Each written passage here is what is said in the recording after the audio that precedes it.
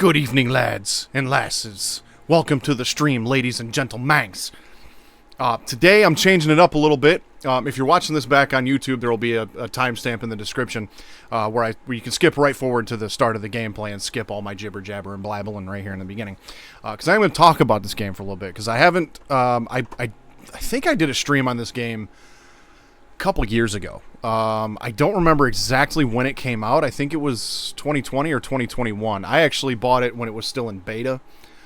Played it when it was in beta. I bought the Prospector's Edition, which was $100. And it came with, I got, they've done several DLCs in the last couple of years. They update this game and add content to it weekly. And they haven't missed a week in like a year and a half or 2 years or 3 years even, I think. It's pretty insane. So I ended up getting 2 of the DLC expansions for free with the Prospector's Edition that I bought. But real quick, how did y'all enjoy the new intro music? I changed it up a little bit. A good friend of mine, who's sometimes in the chat, Chase the Bass, he showed me this goofy song he made on an AI music creator website. And so I just thought it would be funny to have... something about the legend of Suave Beardson open up the stream. And if you enjoyed that one, at the end of the stream, I've got another one for the viewers. So hopefully you'll enjoy that as well. But there's the Grim Gamer right there in the chat, along with Lurk Morrison already. You guys are the real MVPs here every single stream. And actually gave me some feedback on tonight's stream, because I was debating on this or Ancestors, which I had played before, which I was playing, but Ancestors was getting kind of got to reset your internet, okay. But Ancestors was it's an alright game. Like, I don't hate it. I actually do kind of enjoy it, but I just think for stream purposes, it's fairly boring to watch. There's only so many ways I can make that game entertaining by sharpening a stick for the 50th time. So, and I've been playing this game with my oldest son recently on the weekends. I'm usually at work when he's got free time to play, and he's usually sleeping when I have free time to play, so we'll kind of build stuff during the week on our own separate time, and then on the weekends we'll sometimes play together at that point. And it's been a lot of fun, and I've been finding myself wanting to play it a little bit more, and actually played it a little bit earlier. And so that's what gave me the thought on, maybe I'll stream this instead. So Lurk and Grim, thanks for your feedback on that. So that's what we're going to do. When I first bought this game, I've got 2 characters. This one was just a different character I started just for the hell of it, and never really used it. So we're going to use my OG character here. And so let's see here. Originally, when I first bought this game, missions and outposts were the only things you could do. And there was a pretty harsh permadeath in it. So all of these missions, you'll see this one has a 1-day timer. This one here has a 7-day timer. Chase the Bass, how's it going, fam? Chase the real MVP, another real MVP, and subscriber. So big thanks to you, my friend, Chase the Bass. You can see this operation here. This mission has 6 hours. This one's got 2 hours. And so the way this game used to work, if you didn't finish these missions in the allotted time, so this one will say 6 hours. If you didn't finish this one in 6 hours, your character died permanently. There was no way to recover your character. Any gear that you had with you was permanently lost. All that stuff. And this 6 hours was a real-world timer. So whether you were actually playing the game or not, the timer was still going down. So if you played for 3 hours and then decided to sign off, the timer would still continue while you're signed off. And if then you'd log in and be like, oh shit, I never finished that. Your character's now dead. You have to start over. So it was pretty high stakes.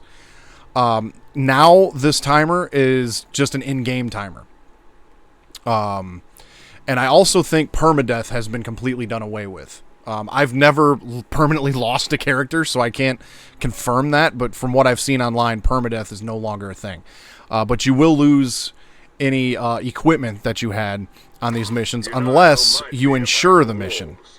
There's also difficulty modifiers. So you can insure... insured items can be reclaimed after 5 days from prospects if they're not returned on a drop ship before then. So that helps too, but it does penalize your bonus.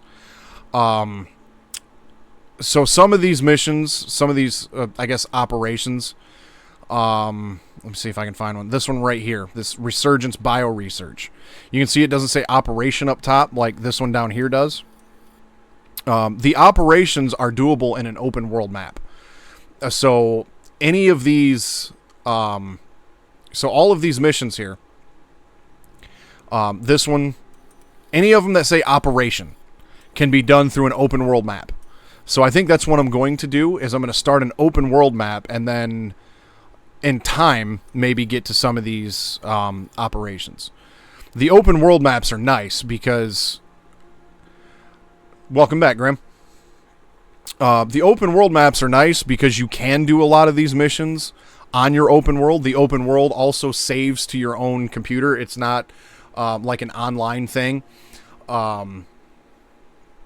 So the way the game used to work is nothing would save to your actual computer. It would save to an online server, hence the reason for the real-world timers and whatnot. So... basically, this kind of sucked, because like this mission right here, you had 15 days. So you had 15 real-world days to complete this mission. And so during that time period, you'd build up a nice base, you'd, have, farm shit tons of resources and all that. And then when you finish the mission and go back to the spaceship, all of that is lost. And so that's part of what took me out of this game initially, was because you'd spend, days, weeks even, building something, some awesome monstrosity of a base, grinding out all these different materials and stuff, just to turn around and lose it all at the end of your mission. So, the ability to be able to do an open world and still have access to those missions was a fantastic addition to this game. And so one of the things that I got with the Prospectors Edition that I bought several years ago is these two DLCs. So this is your normal map, the Olympus map. And so the overall, I guess, lore to this game is the planet Icarus was an attempt at terraforming another planet. And some of it worked well, some of it did not. And they discovered a resource on the planet they call exotics. There's two different kinds. There's like these purple or pink, I'm going to call them purple, exotics and red exotics. And so here's your orbital workshop. These are spacesuits. It might look kind of weird since I have this one unlocked, but not these two. It's because I got it way back before they restructured all of this. So anything that I unlocked prior to its reconstructing, I was able to keep, which is fantastic. But you've got suits, armors, modules. These modules, give you like more movement speed, fire resistance, so on and so forth. You've got gadgets. So here's a deep mining ore scanner, a fish identification and scanning hardware, bioentity analysis scanning technology. I've got a canteen. I've got an oxygen tank, workshop repair kit. And then you can also bring your own axes and tools down. Axes, pickaxes, knives, spears, sickles, hammers, bows, crossbows, even a gun, which I long for the day that I have the resources for that. A couple deployables, a cot, a campfire. This is all stuff you can take with you once you have the exotics or money for it. And the exotics you can mine, and the money you get from completing missions. You can even get animals. So there's a chicken, a sheep, 2 dogs, and this is all from the Pets DLC, which unfortunately did not come with the Prospector's Edition. It's like a $15 DLC. And that greatly upsets me because I want a pug, damn it. I paid $100 for this game, and I don't have access to the pug. I'm a little upset by that. But anyway, so I've got a question for the chat. Here's everything that I've unlocked in the Orbital Workshop. I really enjoy having this canteen, the oxygen tank, and this pickaxe, because this pickaxe can mine everything. A stone pickaxe can only mine like iron, copper, and your low-level stuff. And then you have to go back with like a steel pickaxe in order to get, mine platinum and aluminum and stuff like that. So I usually like to take this stuff with me, but I'm going to leave that up to the chat, because if you guys want to see me start with nothing, then I will start with nothing. I will start with stone tools. I'm willing to do that. And I've also got 3 worlds here to choose for, or 3 maps to choose from. Olympus, which is the original region. Styx, which was the first DLC that they did, and then Prometheus, which I don't think I want to fuck with Prometheus yet. This just looks rough. So I'm thinking either Olympus or Styx. I will be using a map on my computer to find caves, because those are very important. And there's technology in this game that will like beep and kind of point you towards a cave. But that's a lot. I'm going to crack open this Mountain Day real quick. So I'm leaning Olympus just because I'm familiar with that map. And there's a specific cave that comes in real handy. So, would you guys prefer to see Olympus or Styx? Styx is a little bit more demanding than Olympus, but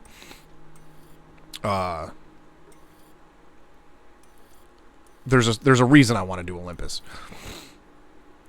So I'm gonna go no loadout and go all out into the unknown Prometheus. This region has undergone a tumultuous process during terraforming, resulting in significant changes to its wildlife and rendering it an extremely hazardous environment. However, for those brave enough to venture into its uncharted territories, there is a wealth of adventure to be had. Well, let's look at the Prometheus missions. Because it looks like the majority of these can be done with an open world.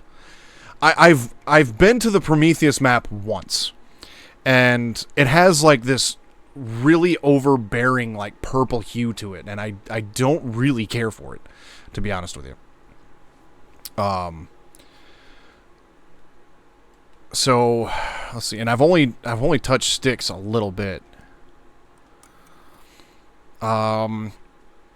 I think, you know what, I'm gonna go with Olympus, because I don't know because my son doesn't have the DLCs.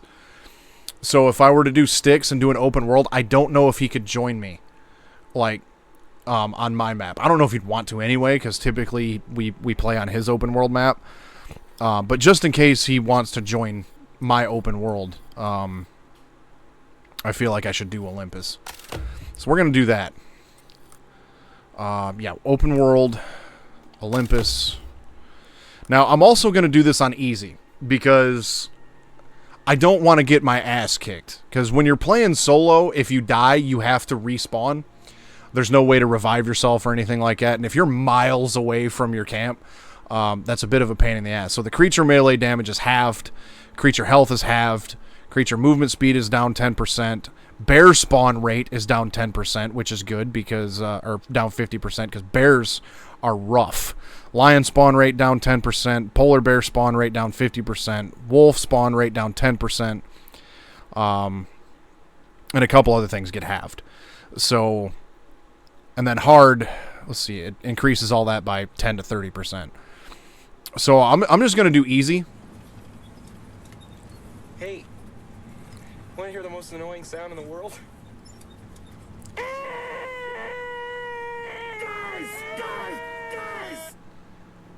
Fellas. So we're going to do easy. And for this prospect name, I'm just going to call it Olympus 1. And no loadout. I am going to take my suit, though. I'm going to take my suit because the suit gives me an oxygen slot, a food slot, and a water slot. Without the water slot, I have to constantly drink water. And this water slot basically allows me to craft a water container and just put it in that slot, and it will keep my water at a specific level, as long as I have water. But other than that, and a food slot, that'll just make things a little bit easier. But I will skip all of these so you guys can kind of get an idea of how rough this is when you first start out. There's been several negative reviews on Steam. Let's just put it that way. And we are going to spawn here in the Riverlands because there's a specific cave right around in this region, which will be of great benefit to me. So I'm going to have to do a little bit of traveling to get there, but that is going to be an ideal spot right here because there's a gigantic cave right here. So typically, if you were to start playing this game, you would start down here in this region. This is the forest region. The creatures in this region are fairly low level. You'll have a decent time down here. Plenty of caves, plenty of water, stuff like that. And then these two, I've been to this desert biome. I don't know if I've been to this desert biome, and I've also been up here into this Arctic biome. But we're going to start here in the Riverlands. So off we go.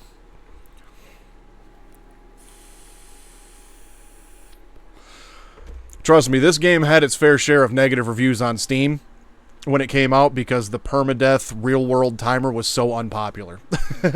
I didn't mind it a whole lot because I wouldn't start a mission I knew I couldn't complete. And most of the missions had like a 7-day timer. And the missions did not take you 7 days. Most of the missions you could complete in probably 2 to 3 days. In like 2-3 hour game sessions. So it wasn't that rough, in all honesty. But, I mean, it would suck if, things happen and you can't get to the game for a week, and then all of a sudden, your character's just gone. So.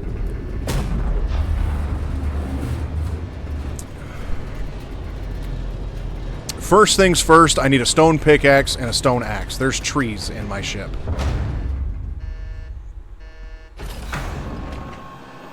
First things first. If you want to complete missions for the UDA, you'll need to craft a short-range radio. Plenty of folks need help, and factions pay well for prospectors that offer their time. Up to you. Stay safe. Okay, so first things first, I want a stone pickaxe. Actually, I want a knife and a bow and arrow first. The stone axe and pickaxe can come later. So I need 4 stones, 2 sticks, and 2 fiber. So to do that, we're just going to pick up some loose stuff here on the ground. Now, I am using a controller. All of the prompts on screen. That's a deep mining ore deposit for oxide. That would come in handy. All of my button prompts on screen are going to be keyboard prompts. This game doesn't actually support controllers, but I am using one. Simply because I just remapped the keyboard prompts to my controller. I don't do controller buttons. Or keyboard. Mouse and keyboard. I just can't do it. So there's my knife. Let's see. I need more fiber and sticks for a bow and arrow. Let's see. I believe it was in C3, roughly, is where this cave is that I want to go to. So, and that's where I'm going to set up my my house. My base, rather. Okay, so, yeah, I'll take the stone pickaxe.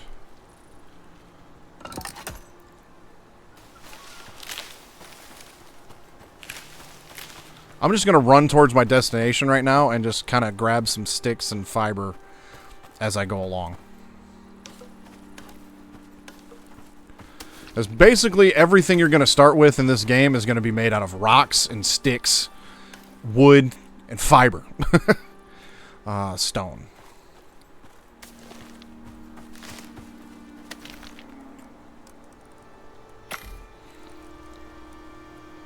Okay, so now that I got that, I need that. I won't be sharpening them. I can say that with certainty.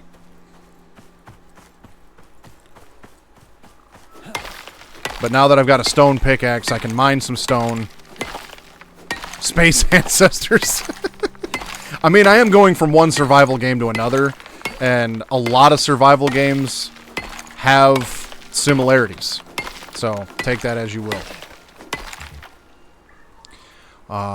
So now I need more sticks. Now, one thing I do have the ability to do is chop down a tree and make sticks from that.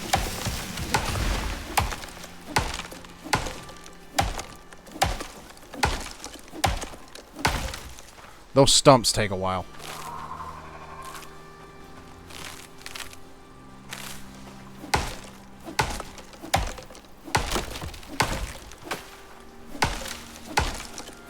Now, normally, if you're just starting out,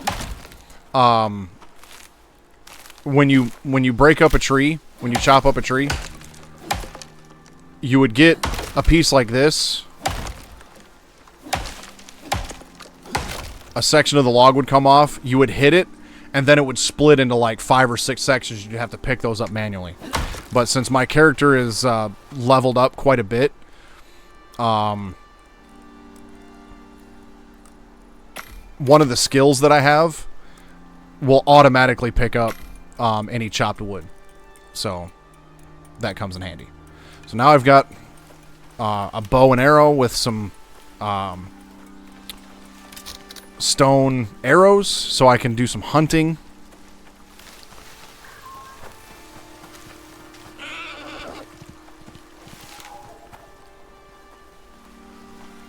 A level 69 wolf. We're going to ignore him for now. The animals in the Riverlands are a much higher level than they are in the forest. In the forest, you'll get like maybe level 1 through 20, 1 through 30, something like that. Over here, you know, yeah, you're going to get level 60s, level 70s, stuff like that. Ooh, watermelon. Food. Need food. Berries. We're going to need food, we're going to need water, and we're going to need oxygen. Which you would think... I suppose if I were to leave a negative review on Steam for anything, for any reason, it would be for the fact that I need oxygen on a planet with plants that, you know, photosynthesis and oxygen and whatnot. It's a little unimmersive, but, you know... Whatever. It's a survival game. Just don't question it. So I got me a rabbit. I can't eat the meat yet until I cook it. But I'm going to try to get as far as I can to my destination. Let's see. I also need 20 fur and 10 leather to make a sleeping bag. So you can't even sleep unless you have a sleeping bag. Negative review on Steam because I can't sleep on the ground.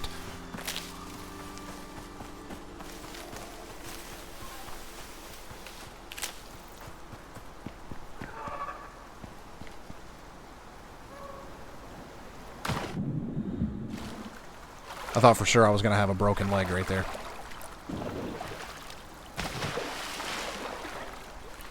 Alright, so this blue rock right up here is oxite. What's funny about this oxite is there's machines that'll convert it into oxygen, or you can just like chow down on this raw rock to replenish your oxygen. I'm not sure how that works. If we're going to, you know, for realism and immersion, right? I'm going to eat of this rock, and it's going to replenish my oxygen. Not quite sure how that makes any sense whatsoever, but we're going to roll with it. So I've got 51 oxite. That'll hold me over for a minute. Ooh, there's a deer right there. And that is not a deer. What the fuck is that?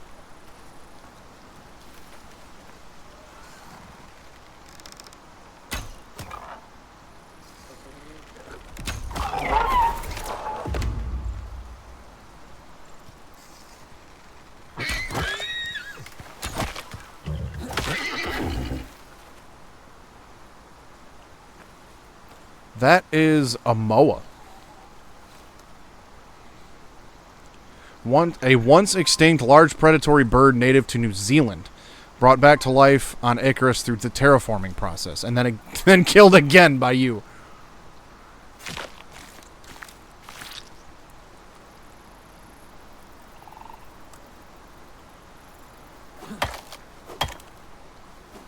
Whose teeth? Oh, the guy. Yeah, eating rocks. Yeah. Yeah, it's something. So we're going to skin this horse here. Only one fur out of this big-ass horse. Well, it's actually a Tyrannus. And I'm chopping up the carcass with my pickaxe because I get bones out of it. Bone arrows do more damage than stone arrows. So those will come in handy as well. Deer. Right in the nostril.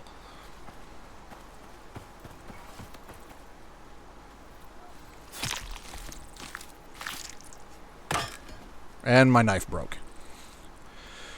Okay, so that's going to put me up to 15 fur, so I'm well on my way to making a bed. I can repair my knife right here in my menu with a stone. Oxygen's getting low. I'm going to grab this sulfur while I'm here, too. There's a machine that I can get that converts the oxygen, and I can converts the oxide into actual, oxygen. And the machine uses sulfur as a fuel. So I'm just going to grab some of this sulfur for later.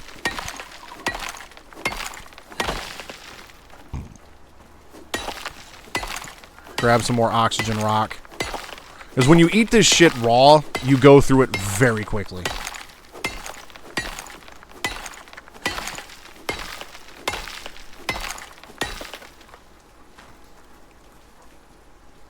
Wolf. Right in the face. Now, one thing that you learn to get very proficient at in this game is bow and arrows. Because I got my ass kicked in this game a lot early on.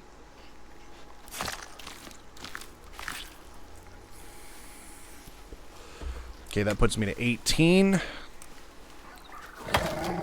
Uh-oh. Shit. Oh, another wolf. Okay. That sounded like... I thought maybe that was a bear for a minute.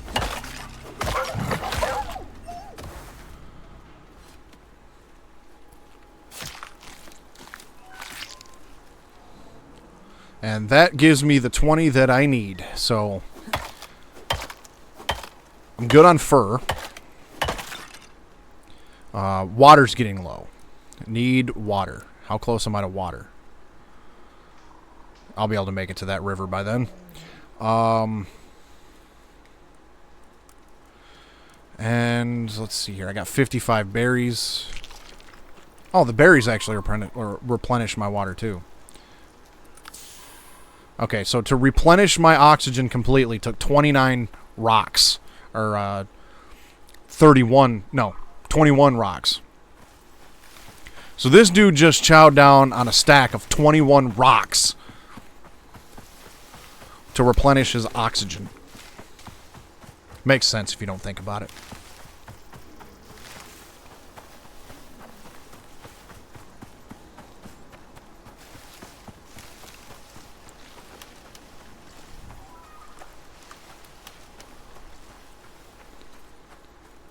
I mean, typically when you'd land, you would just, find a decent spot to set up a small camp and do that. But Mrs. Suave and I spent a lot of time on this game over in this region, and we found a really, really nice cave. It's huge. So we ended up making a lot of settlements in that area. Oh, I can actually make a bone sickle. Sickles are nice because... Let's see. For example, let me find...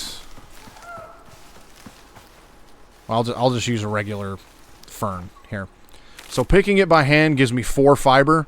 Using a sickle gives me 21. And seeds, so I can replant these. So sickles come in very handy for foraging plants.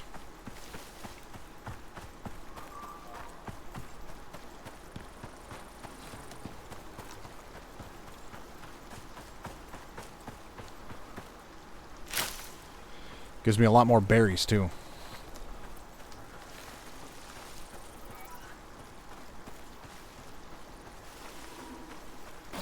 Oh, yeah. And then as you progress up the, tech tree and whatnot and get, like, iron and steel and platinum, all that kind of stuff, it'll increase your yield. Just... I don't know for certain, but, let's just say bone gives you, like, 10 or something like that. Iron might give you, like, 15. Steel might give you 20. Those are just random numbers, but you get the idea. And the same goes for pretty much any tool whatsoever. When it comes to axes, if you chop down a tree, a stone axe will give you so many...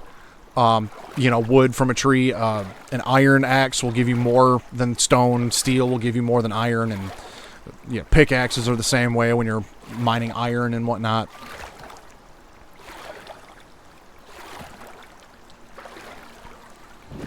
Another wolf.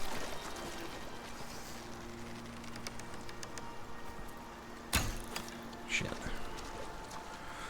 Now we'll let him go. He's not going to bother me, I don't think.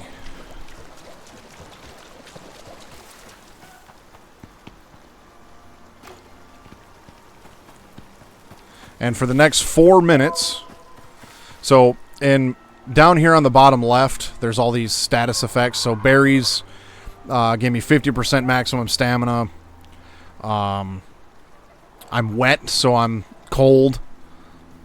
And then tainted water. Consuming dirty water has a 15% chance to cause dysentery. So for the next 4 minutes, I have a risk of developing dysentery.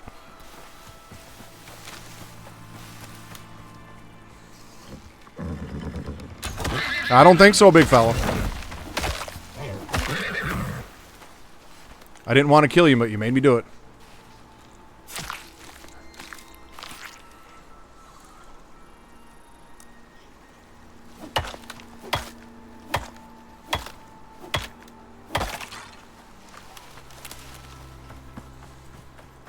See, how far am I from my destination? Oh, I'm almost there.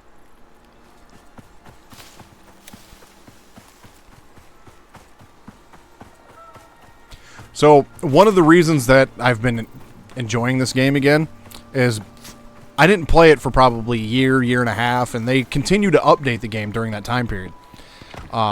Weekly. And one of the things they've added in is now tameable creatures. There's also... right in the forehead. So I can tame a horse, and I can put a saddle on it and ride it around. If you get a buffalo, there's like a whole storage cart that you can pull behind the buffalo, which really helps on like mining caves and stuff like that. So there's just a ton of stuff they've added to this game. That's all new to me.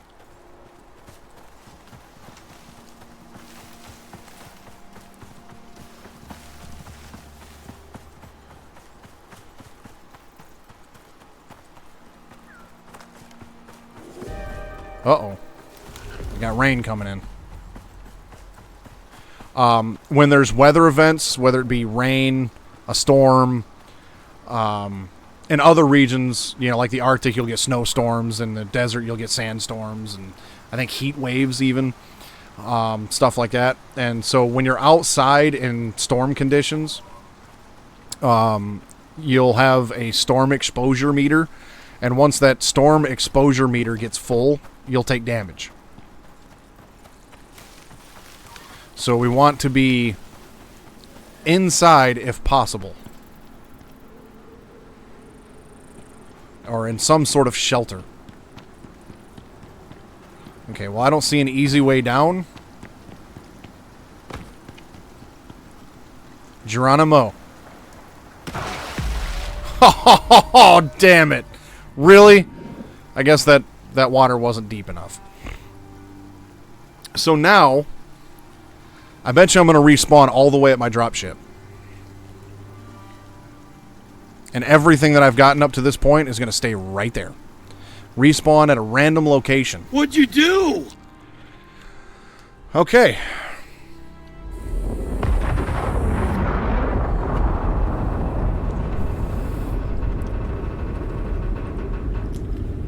That sucks. You blew it! It was going so well, too. There's my respawn pod. Yeah, it respawned me fairly close to where I started. So now I got to trek all the way back to here. And up here in the top right corner, you'll see there's a red area coming. And you can see my storm exposure starting to go up. So we need to find shelter soon.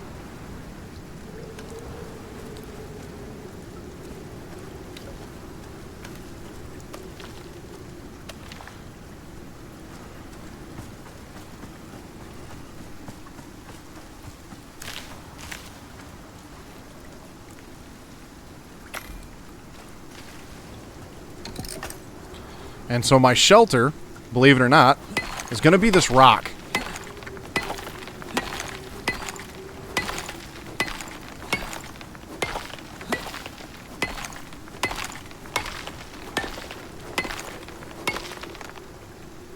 So now I'm just going to wait out this rainstorm in the rock.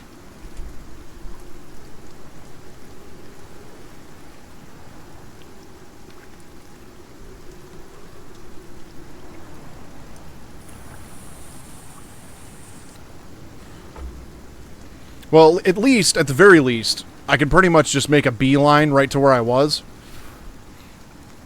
and get everything that I had back. Hopefully I can do that before my food, water, and oxygen get low.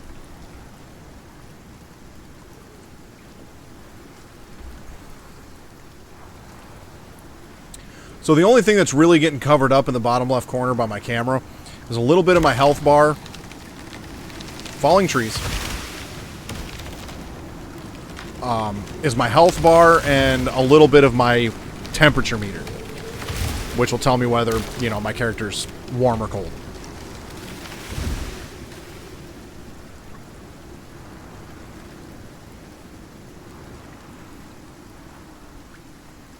Okay, the worst part of the storm is over. I'm still going to take storm exposure, but the storm should be over, judging by the top right corner. I don't know how well you can see it, but there's like a darker yellowish color, and then the cloud, and then it gets green. So by the time the weather clears up, I shouldn't take any storm damage.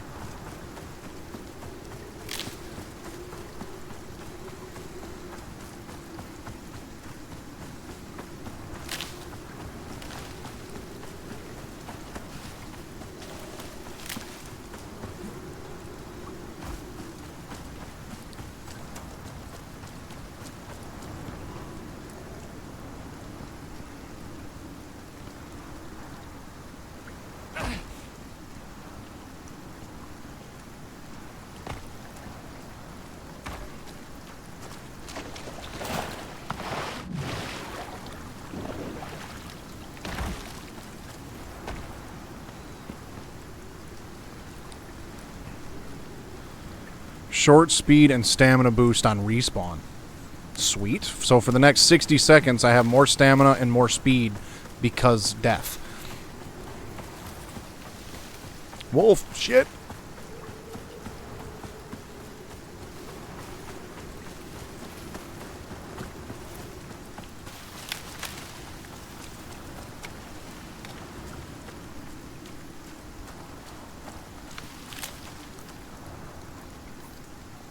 That's farther away than it looks. So I've been running my ass off, and I'm still not there. Still not even like halfway.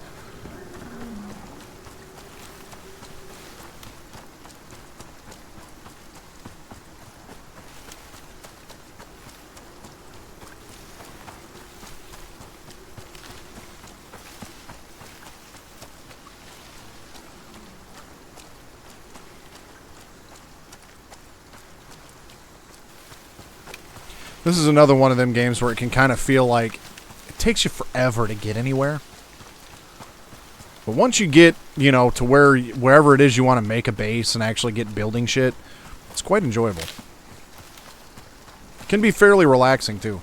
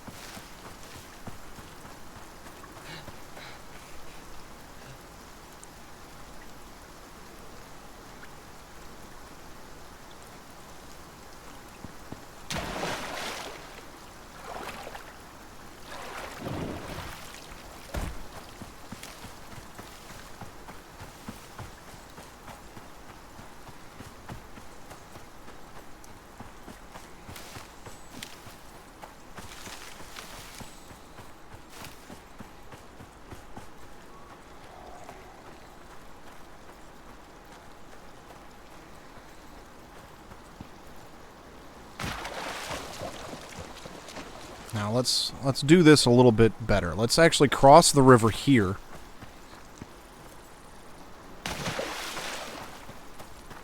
You have to, if you die, you have to go back to where you died, and you'll find a container that has all your stuff in it. That's why I recrafted. You can see in my hotbar where things were, like the second spot was where my axe was. It's like you can see the icon, but it's very dull. And so yeah, you don't keep anything when you die. You have to go back to the spot of death and get it back.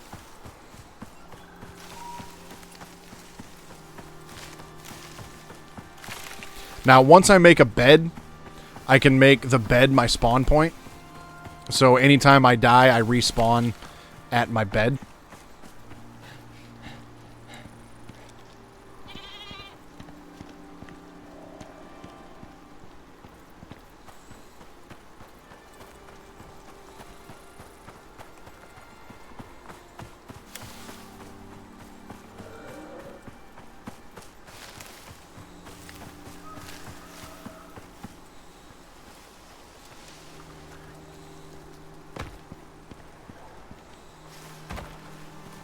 The animals in this game are fairly dumb.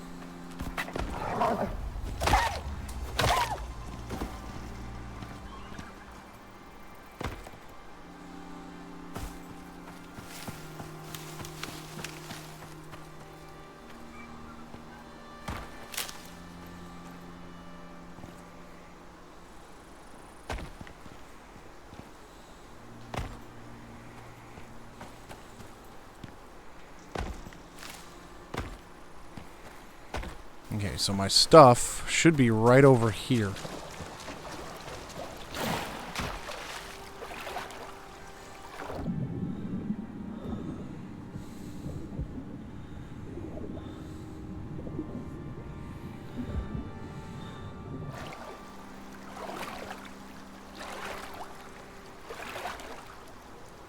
And there's all my stuff.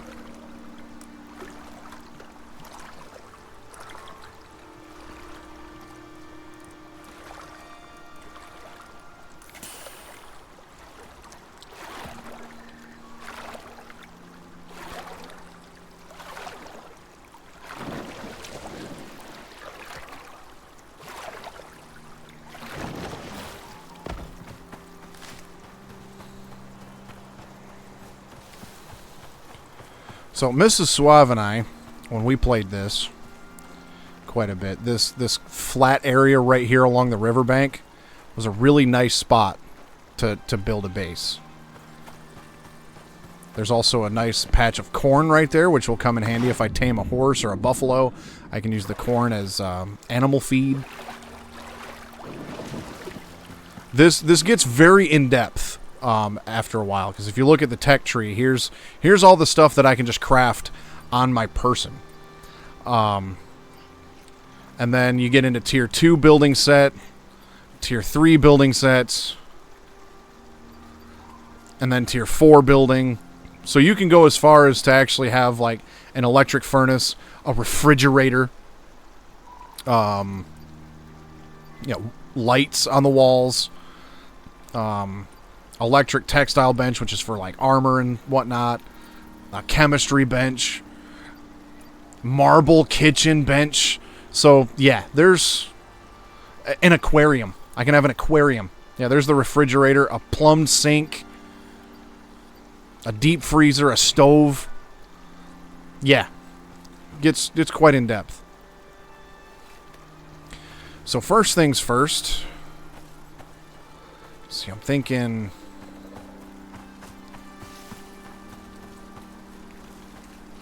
I want to find a relatively flat spot that doesn't have a bunch in the way.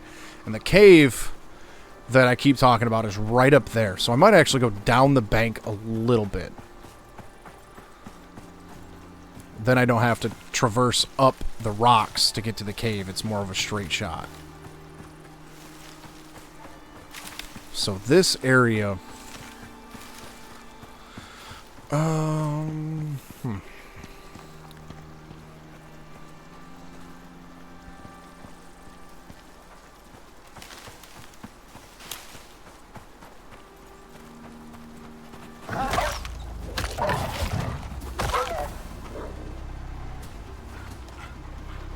Oh, shit.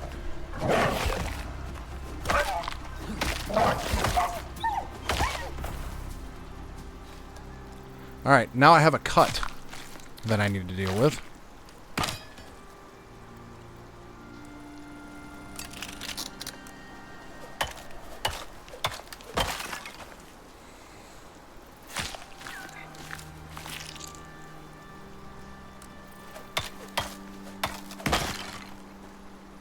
Oh, my knife broke that quick. Sweet. Okay, so to make, I just need to make a bandage.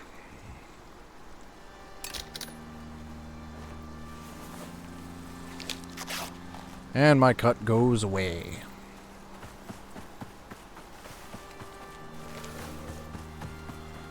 Well, maybe back here where Mrs. Suave and I built our first base way back then might be our best option.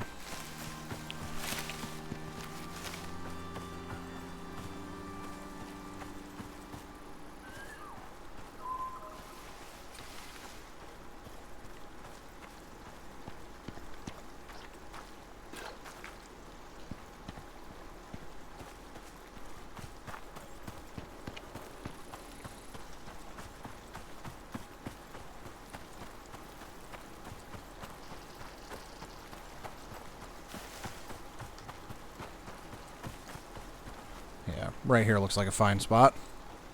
So, first thing we need to do is get some building materials.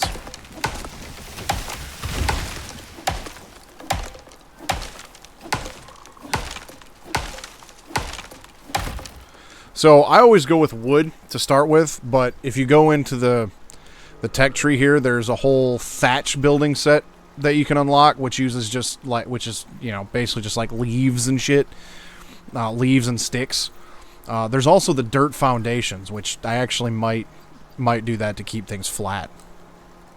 And to do that, I need a shovel. Where's my shovel? I need some more sticks.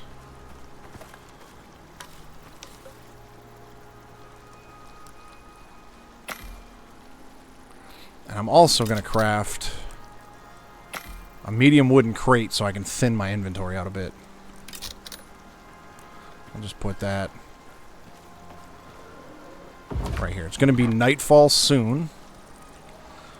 We'll just get rid of these seeds. They're pretty much just taking up space right now.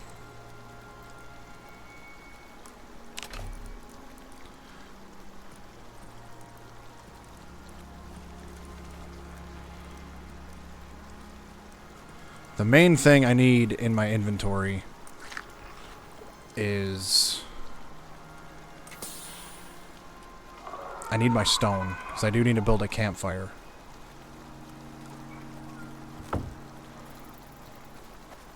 I need a small shelter and a campfire and my bed. And then I can just sleep till morning.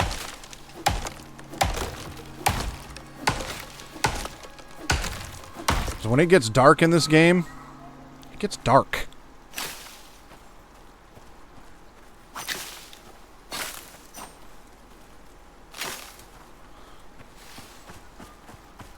So we're just gonna do.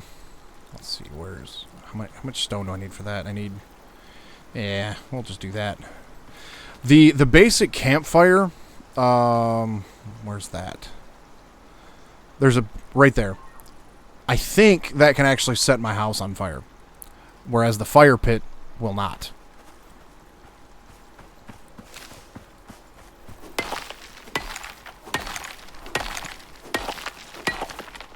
So I need 100 stone for the fire pit.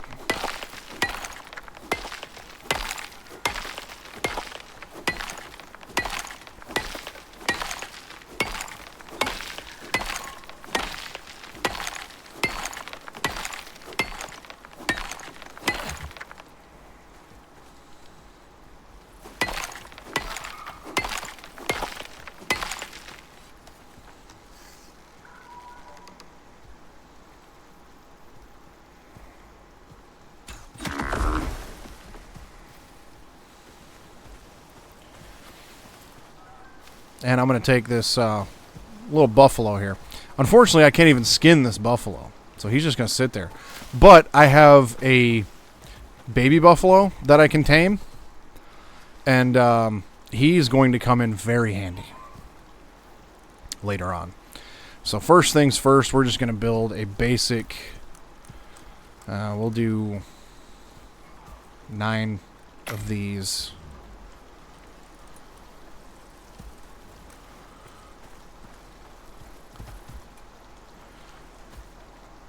I'm just going to do a really basic shelter.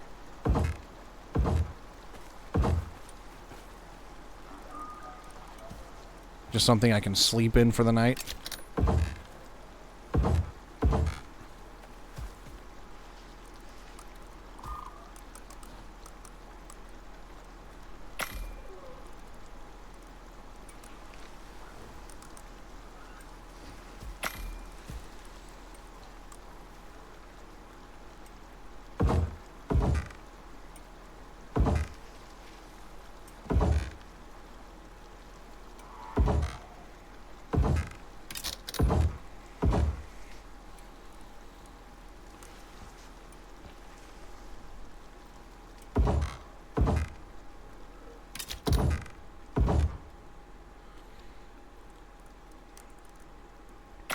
Whoops, I forgot to get my bed.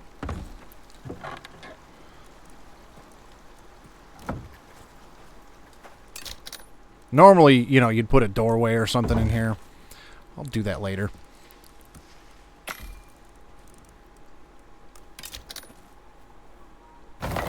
Fire pit. Fire! I just have a buffalo in my wall. Bed. And just like that, it's morning time. We'll set that as my spawn point. Tear this all back down, because it's just going to be in the way.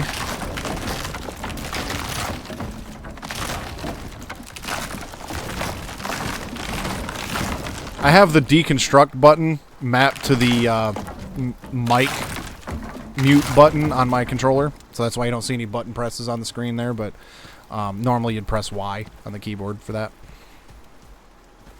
So now it's daytime.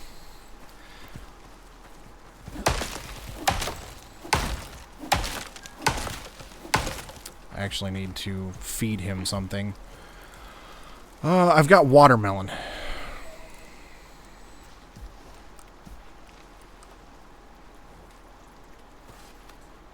Here, buddy. Have a watermelon.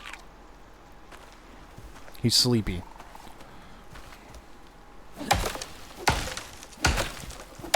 So, at some point, I'm going to have to make him an animal bed and stuff like that.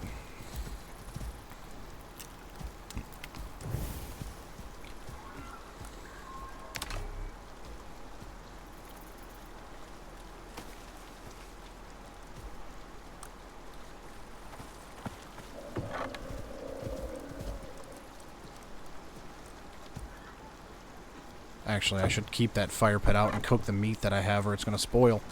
We don't want no spoiled meat.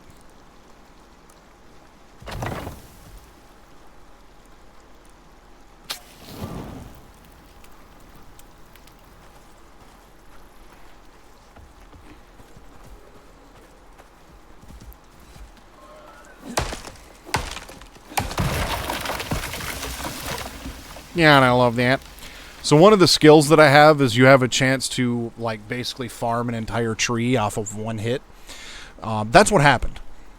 So the entire tree just got added to my inventory because of one of the skills. So that was neat. So when it comes to building, there's a couple things that also they don't really tell you. You essentially want to make kind of like a beam frame first, because you can only build so high with walls and roof pieces before they collapse on themselves. So if you use the beams, it basically provides an anchor to the ground. So we're going to start with 12. And I'm actually going to use my shovel and make a foundation for this too.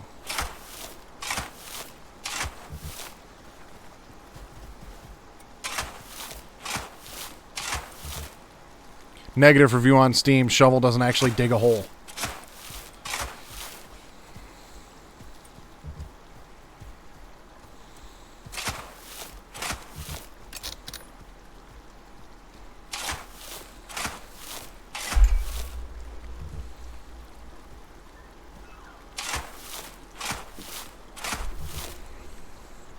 So I'm just going to go with a basic 4x4 house for now.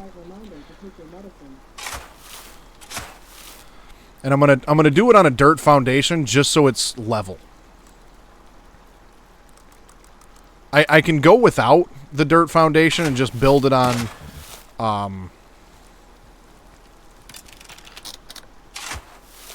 you know, the wooden posts. But the dirt foundations is something that's newer. And I haven't used a lot of it. Dude, some of the Skyrim mods are fantastic.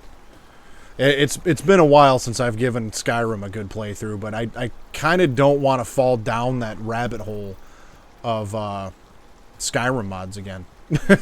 You know which one I'm talking about. You're there for days, and you don't even get anything accomplished.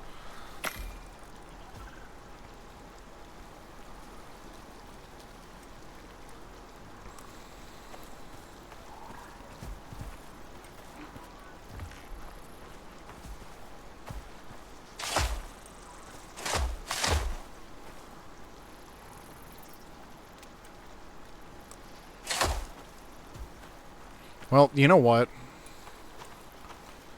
I already done goofed and made more dirt foundations than I was planning on, so I might as well use them all. Because we're going to have to expand this base at some point anyways. And, of course, I'm going to need one more.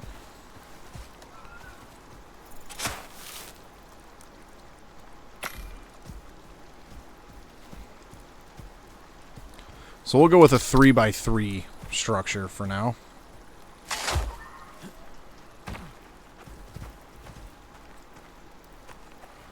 And I think, yeah.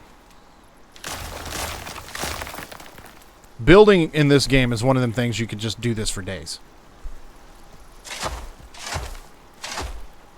There we go. That's fine. We just need something basic right now anyways.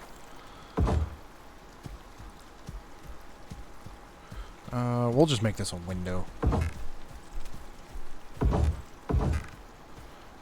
Another window. We'll do another window. We'll do a window. Window. Door. Wall. Wall. Wall.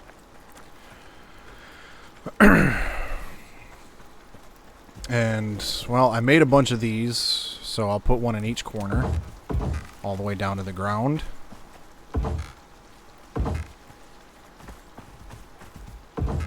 This probably isn't necessary for a smaller structure, but I'm going to do it anyways. I've got 280 hours into this game, which is more than any other game I currently have on Steam at the moment. So, yes. That would be very easy to do.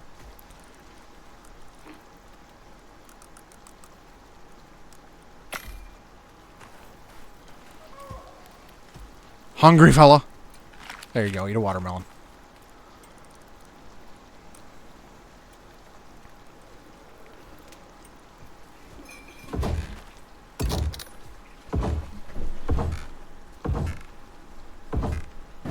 Okay, what am I short on now? I need more fiber. Luckily, fiber...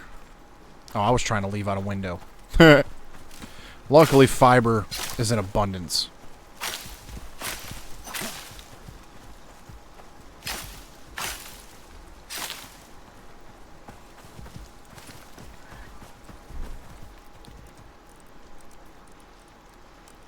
Let's see, so... Just give me 2 more.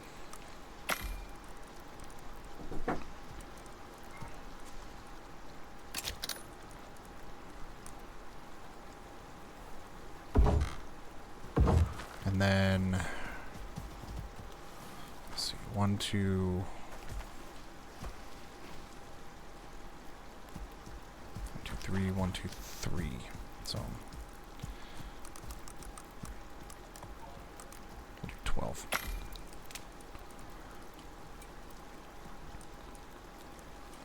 And actually, I'll need 2 more of these as well for my roof.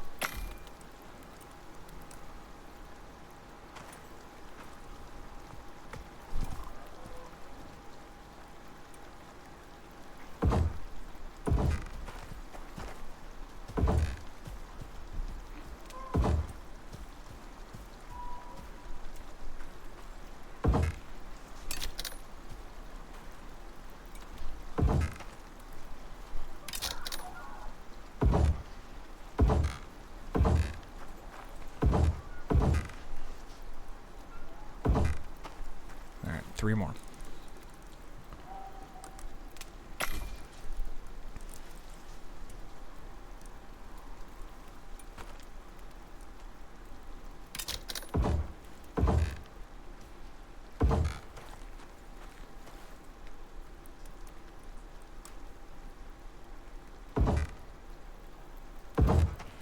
Yeah, you've got to craft literally everything in this game.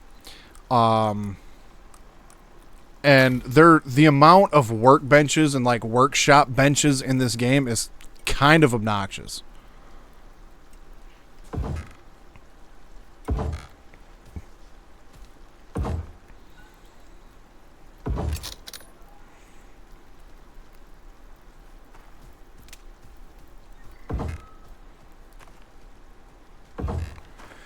Okay, so there's my house.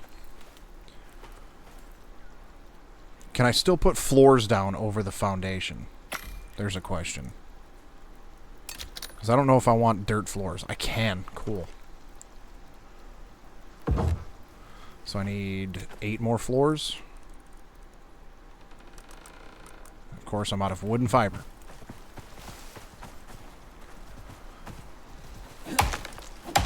Once I get... And all of your benches, for the most part, also have to be in a shelter. So, once I get this house built, then at that point I can build a crafting bench. And there's a lot of stuff I can build with a crafting bench.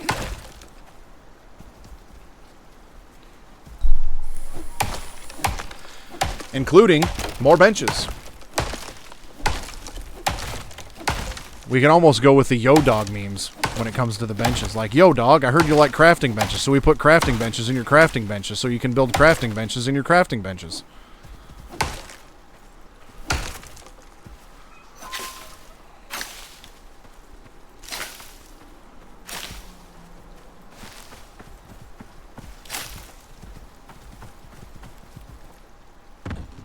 At some point, you know, I'll start getting fancy and I'll build porches and shit.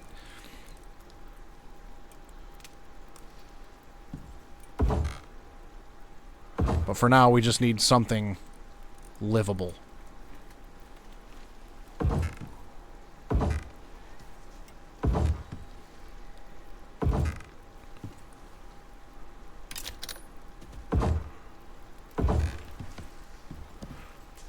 Hungry fella? There you go. Okay, crafting bench. what do I need for the crafting bench? I need stone and leather.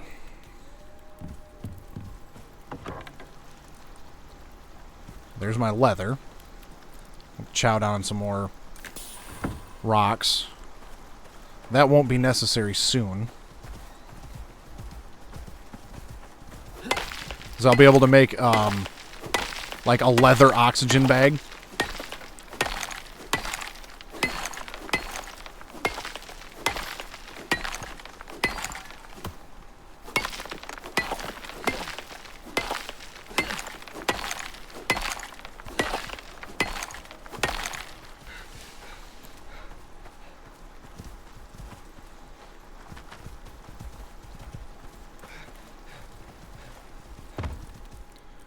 Alright, crafting bench.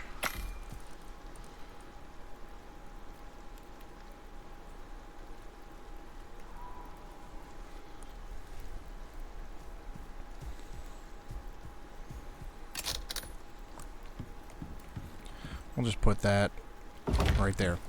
First things first, I want to make the oxide dissolver, which I just need more bone for, which I should have plenty of right there.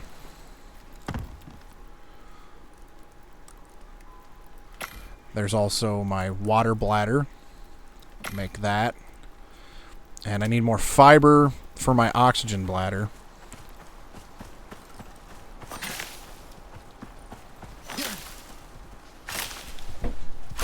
And then basic shit like water and oxygen won't really have to worry about a ton.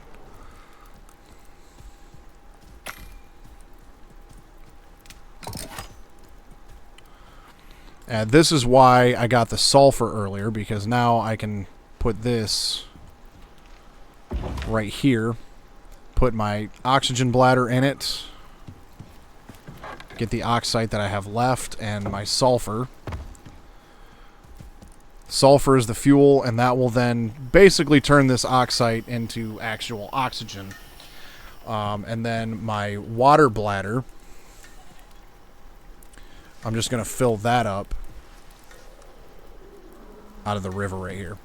So there's still going to be a risk of dysentery every single time I drink out of this river, but right now it's my best option.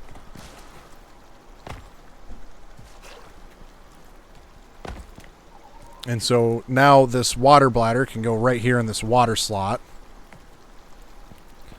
My cooked meat can go right here in my food slot. And my oxygen bladder can go right here in my oxygen slot. So that should keep these all... the food one probably won't be at 100%. They'll fluctuate a little bit. But it will still keep them basically full for the most part. Until they run out. So that I don't necessarily need to worry about anymore. So now I'm going to build a fireplace for this house. So I'm going to deconstruct that wall and just put a regular solid wall there. It can be brutal like the Oregon Trail, that's for damn sure. Especially because let's put this into comparison, okay? The crafting bench you don't unlock until tier 2. Tier 2 stuff you don't unlock, I think, until you're level 10. I think is the prerequisite for tier 2. So, like this oxide dissolver, don't get that till you're level 10. The oxygen bladder and the water skin, don't get that till you're level 10. So when you're in the tier 1 stuff, basically what you would do is you would have this oxidizer. So you don't actually have a container for oxygen. You don't have a container for water. All you have is stone and bone tools, stuff like that. So I have quite a leg up being level 60 with a ton of stuff unlocked already. Playing this game at low level is brutal.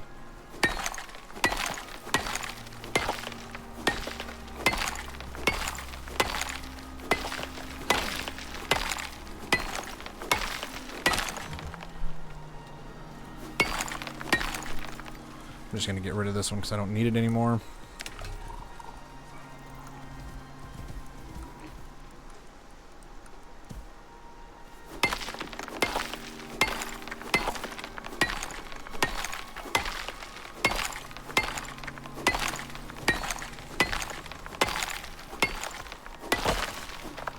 another skill that I have. You have the possibility of mining an entire rock or piece of ore with one hit. So every now and then the entire rock will just get added to my inventory. It's quite wonderful.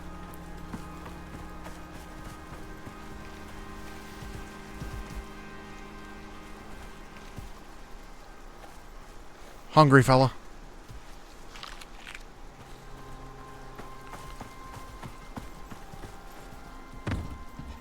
One thing I am going to make real quick is some stairs.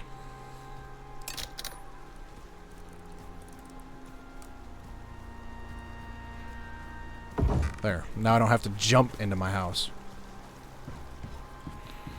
So now I'm going to make me a fireplace. Chimney extension and chimney cap. And also a rainwater reservoir.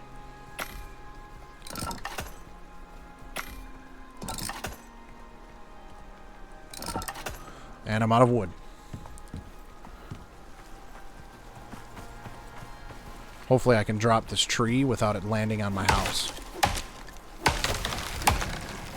Yeah. You will go through a metric fuck ton of wood in this game. That's one of the things that you could say maybe is unimmersive, right? If you clear out a bunch of trees and go through a bunch of caves and stuff like that, they don't respawn. But if you leave the map and come back, then they do respawn. You could argue that it's unimmersive, but when Mrs. Suave and I played this game and set up a camp right here, this entire area, all these trees right here, gone. I was having to go like way up there and way over here across the river for trees because we just farmed them all. It was ridiculous. Rainwater reservoir. I'm just going to put all this stone in there.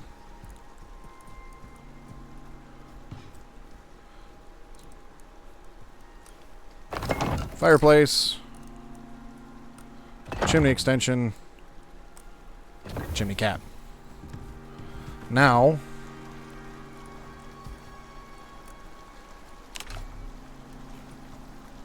I can actually just pick this up.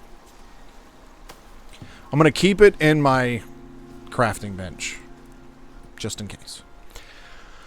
Okay, so rainwater reservoir. We'll just put this right outside.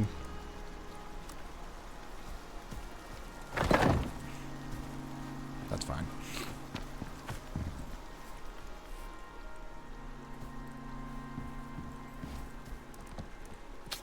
Put a stack of 100 wood in there. So the next thing that I want to do is build the ranching station. And of course I need iron for that. So in order to get the iron nails, now I've got to go to the cave, mine iron, build a furnace, melt the iron, build an anvil so I can make nails out of the iron. So I need to do all of that in order for this dude to have somewhere to, you know, sleep and everything else. Here.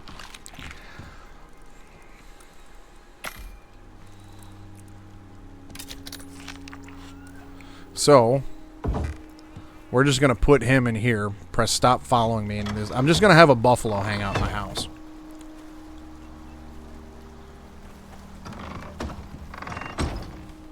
And I'm just going to empty my entire inventory into here.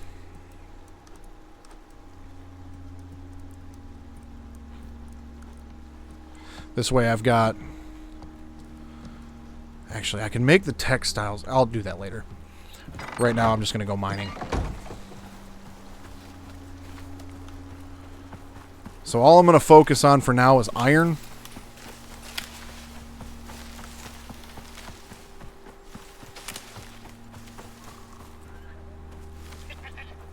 Yeah, I probably should just go around. I'm just going to focus on iron and copper right now, because that's all I can mine with a stone pickaxe. And I'm not... Normally when I go mining, I mine until my entire inventory is full. But I'm not going to do that right now because that can take a minute. So I'm just going to get some of the essentials. This cave also might get dark, so... torch.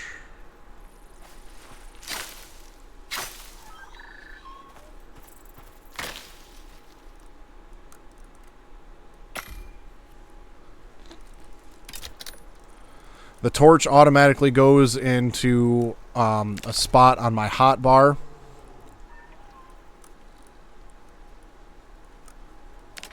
Right here that you can click with the L key. I have that mapped to the D-pad. So we've got light. Now this is why I wanted to set up where I did. Because this cave is absolutely monstrous. Okay? Huge. Every single one of these little rocks is some sort of ore, whether it be iron. This one here is platinum. We've got copper. More iron. A lot of iron. Copper. Even gold. Coal. We need coal for steel. I believe that up there is titanium. So, we're actually going to take some of this coal because I can make steel out of it. Combine coal ore and iron ore and I can make steel. And I need a steel pickaxe or better in order to mine, you know, like the platinum, the aluminum, stuff like that.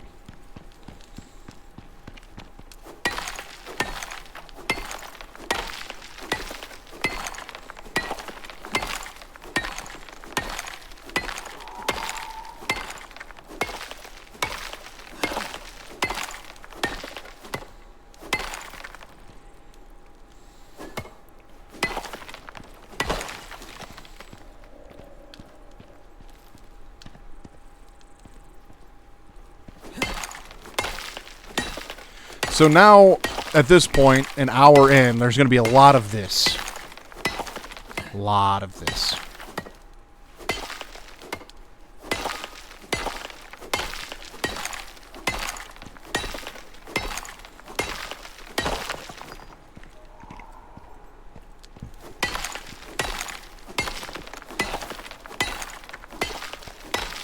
So, with this open world map, I can just do this until my heart's content and actually have a base that I can go back to whenever I want, as long as I want. Now, back when this game first released, when I put 200 hours into it, you do all of this to build up a gigantic base over the course of a week or something to complete your objective, and then as soon as you left the world, it's gone.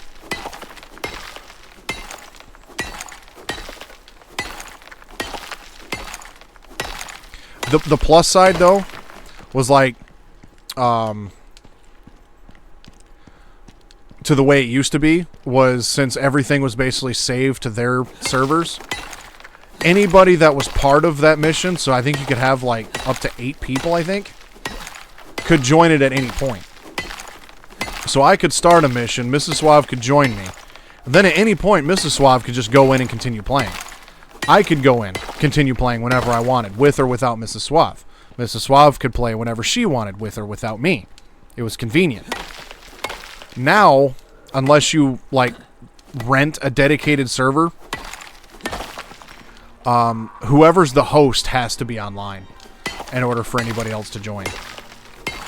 So, when my son and I play, he was the host.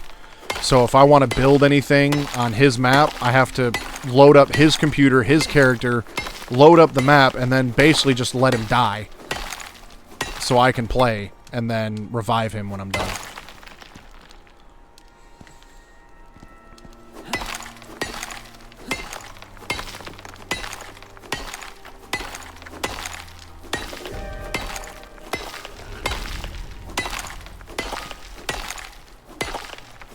The really nice thing about this particular cave, too, is a lot of the caves you actually get what's called cave sickness if you're in them for too long, because they're, you know, a really damp, dark environment, so you get cave sickness. This cave is so massive, you don't get cave sickness. It's quite wonderful.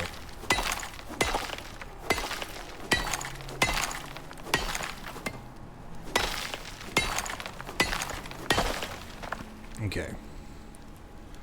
Yeah, I'm going to call that good. Yeah, I'll get this one right here, and then I'll call it good.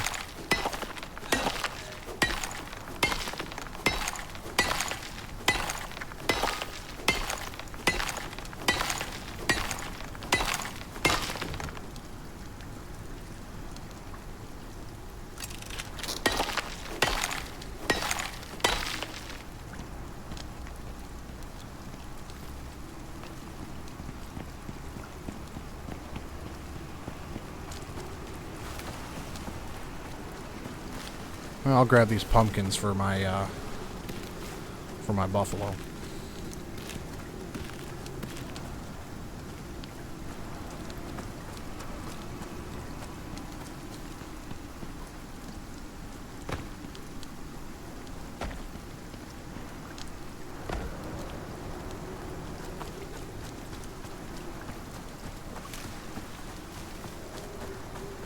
Oh, what the hell? You bastards! You killed my buffalo!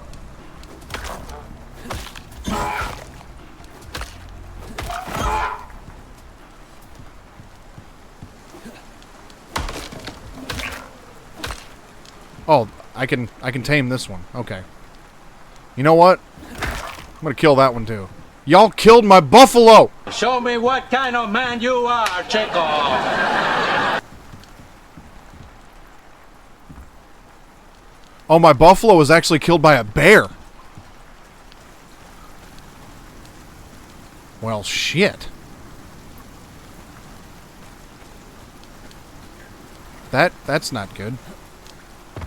Sad part is I can't even skin this buff. Okay, I can skin the juvenile buffaloes. Well, I guess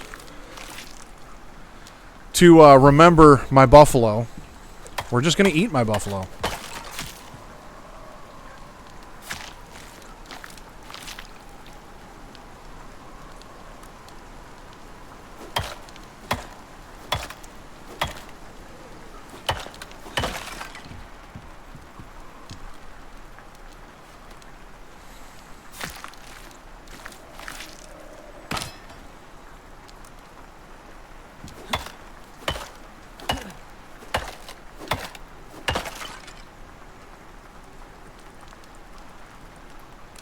Alright, let's cook our food. I'll just put all of this in there for now, because now I need to fix my house.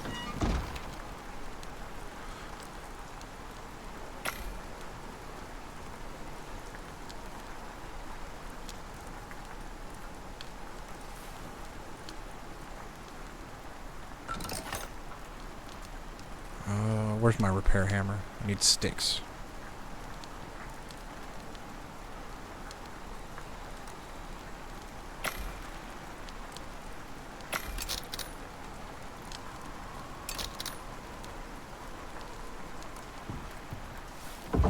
Whoops.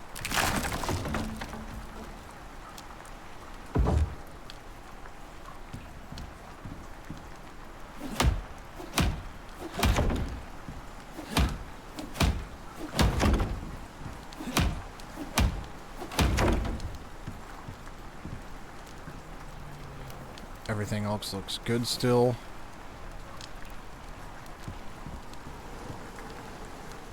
Okay. There's our stone furnace. We can start melting the ore down with that. We'll put that over here by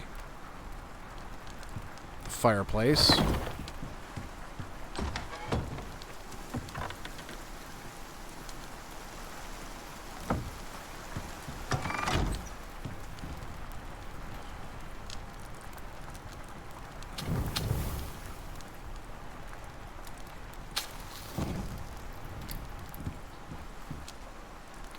I'm going to make this mortar and pestle because I need that to make steel bloom so I can make steel.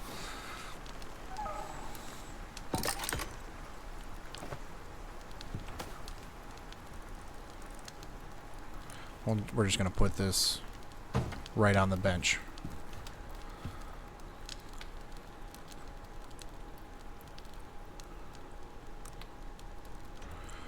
Okay,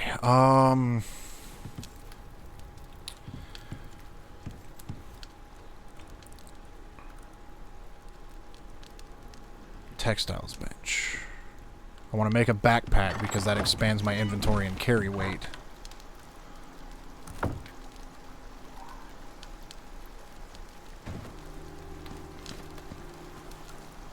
think it said I needed fiber for that.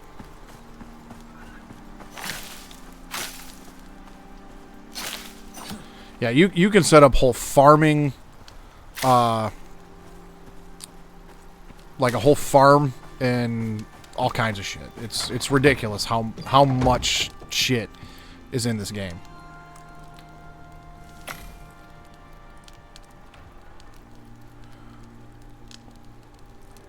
Got a trophy bench, a masonry bench. We got a decoration bench, a wood composter, a basic fishing bench, a ranching station bench, skinning bench, machining bench, carpentry bench, cooking station bench. Like, everything's done with benches. This one I only intend on using for, like, basically one purpose. And that is this leather backpack right here. Do I have enough leather for that? I don't think I do, actually.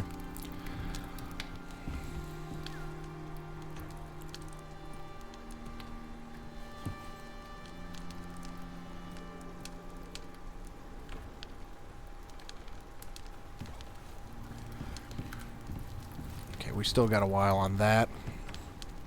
So, well, I guess let's go hunt something. Actually, you know what? I'm getting sick of this stone knife. I need 40 iron to build the anvil, so that's going to be a bit yet. So I guess we're not sick of this stone knife yet. We'll repair that. Find something to kill, because we need the leather.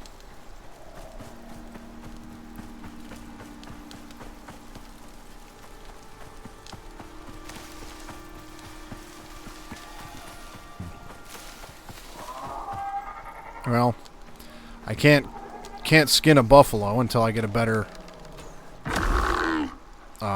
knife, but I will kill him so I can get this guy right here. Shoot him right in his pencil neck.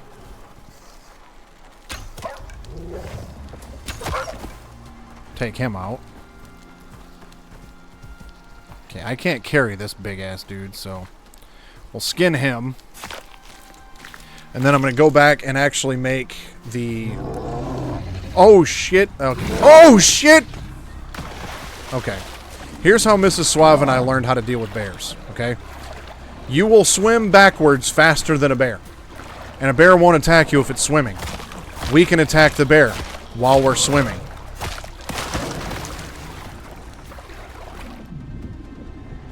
So that's how we deal with bears. I am invincible! And then we've got this boar right here. We'll deal with him the same way.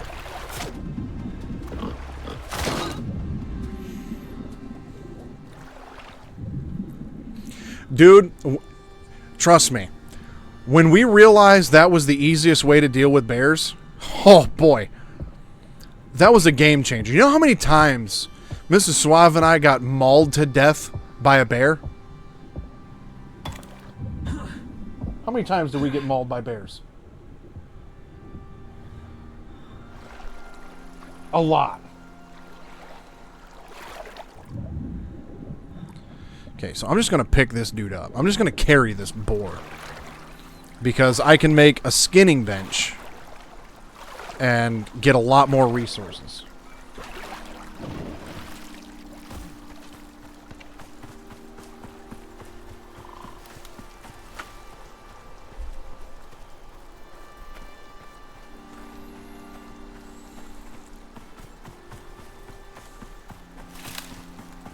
We'll get more meat, we'll get more leather, fur, all that stuff. So what do I need for the skinning bench? Wood and fiber. So we're just gonna drop that dude.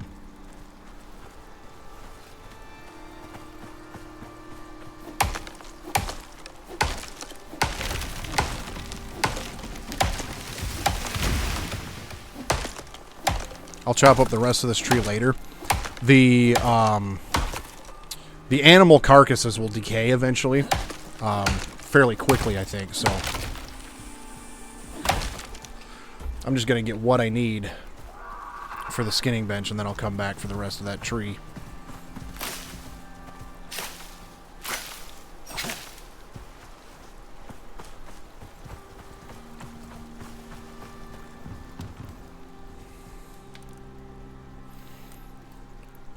So there's another bench, and that'll lead to another bench.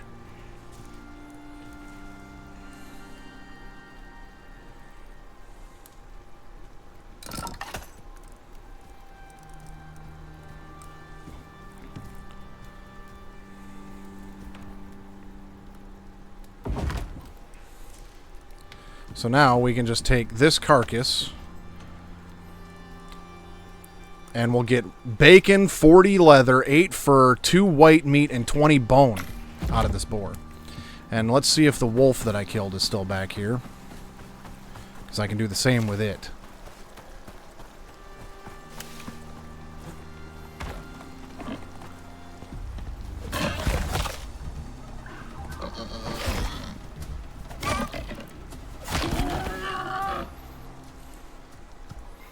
Well, we got another boar. I didn't intend on skinning it, but it's the same button to carry it. You just have to make sure your knife isn't equipped. I also have some medical issues right now. I've got a deep wound. Remains even after death. So if you die and respawn, you still have a deep wound. And I have a regular wound. So to fix that, we need a suture kit and a basic bandage.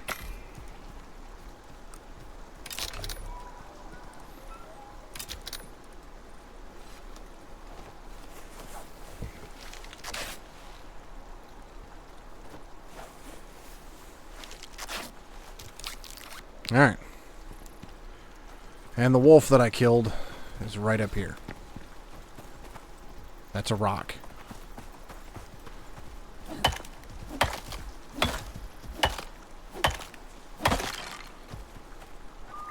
There's the wolf.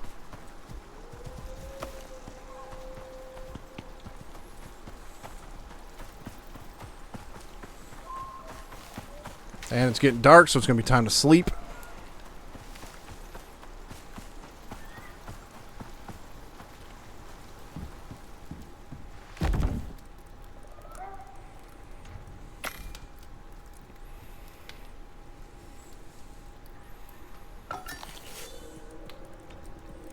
Give me my leather and fur.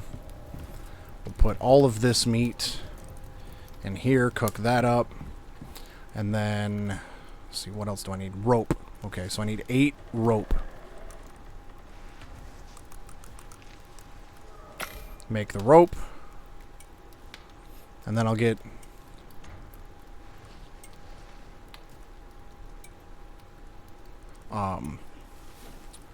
my leather backpack. The leather backpack adds 10 kilos to my carry weight, which is currently 165 kilos, and it also gives me 6 more inventory slots.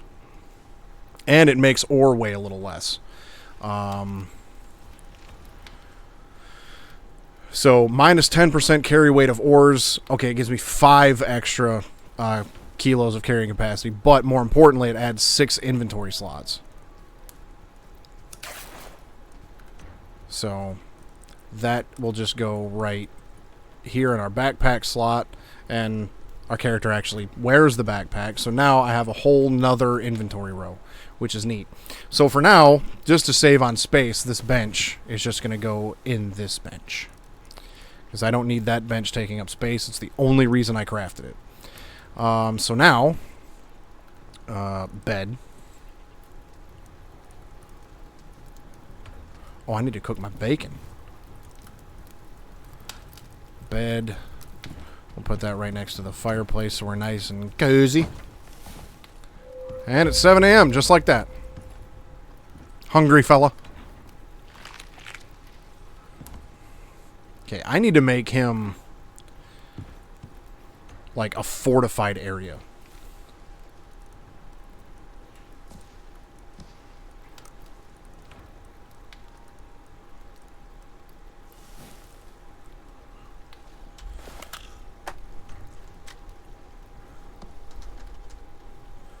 Medium wood hedgehog. I can make those in the crafting bench, the fabricator, or the machining bench. And it's rope and wood.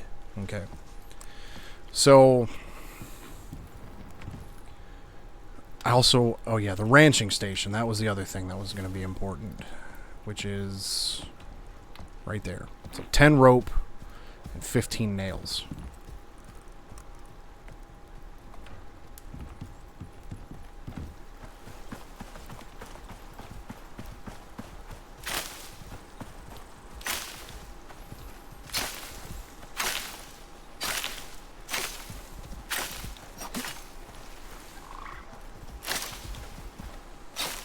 So it's going to be quite a while before I get to any missions. We'll put it that way.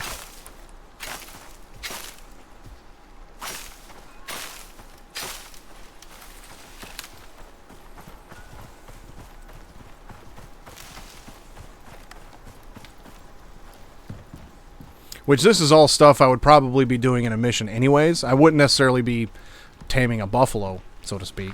But, the decoration bench. The decoration bench is kind of neat. You know, when you're pretty much done building everything, you can, you know, make chairs and tables and couches and stuff. Oh yeah, I need rope. I needed 10 rope.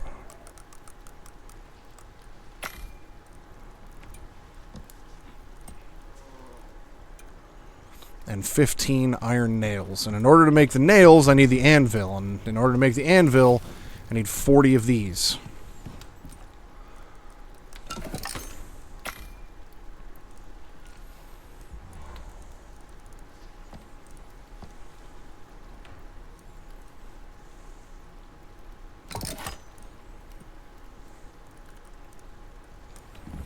And we'll just put the anvil right there. I needed 15 nails. You can only make nails 10 at a time. So we'll just do this. Make 20 nails. And put the rest of these ingots back in here for now. Take my nails. Head over here. And boom, ranching station. This is where I make my animal feed, animal bed.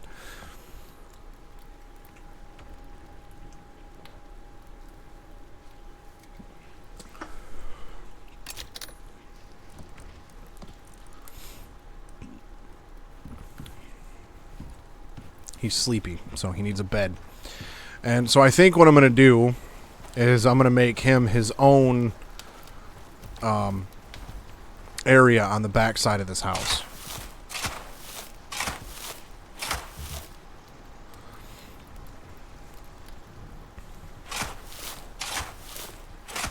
And in order to extend my foundation, see, those are 20. Actually, you know what? I am not going to do that. I'm going to just build the walls.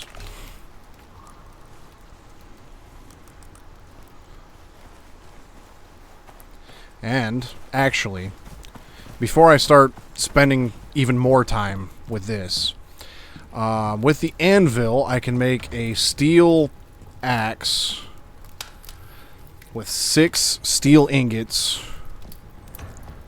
And to make 6 steel ingots, I need 3 iron ingots per steel ingot. So I need 18 iron ingots to make 1 steel ingot.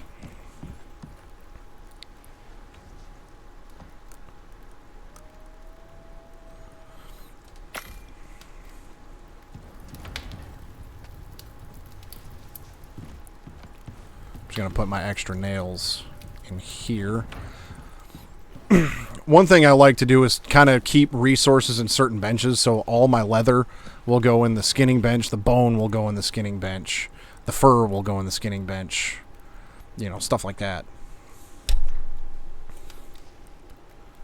I actually do have some walls already, so that's good. The textiles bench does not need to be in my inventory anymore. I will take the ranching station. So let's see. That's done. So let's take that over to the furnace. And then I also needed epoxy. I need 4 epoxy. So to make epoxy, we go to the mortar and pestle. And we need tree sap and sulfur. So we will take this sulfur. Tree sap we can make out of sticks or wood. Let's see, I need 4 trees. What was it, 10 epoxy? 4 epoxy. And 1 epoxy requires 4 tree sap. So we're just going to use all of these sticks. We're going to go through a lot of tree sap anyways.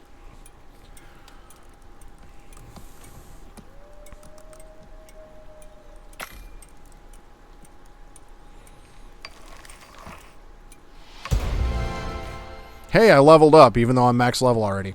So even once you're max level, every time you basically get enough experience to level up, you get 3 more blueprint points. So I currently have 87 blueprint points. So all of this stuff that's not unlocked, yeah, I could probably unlock it by now. I also have 27 talent points I haven't used yet. I honestly just keep forgetting that they're there. And like, I'm sitting there like, I'm not sure what the best thing is, you know, to spend these on, so I just don't spend them. That's probably not the smartest decision I've ever made, but yeah, you know.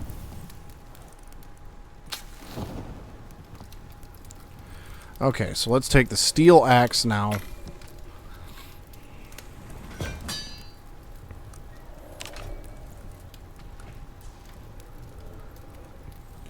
And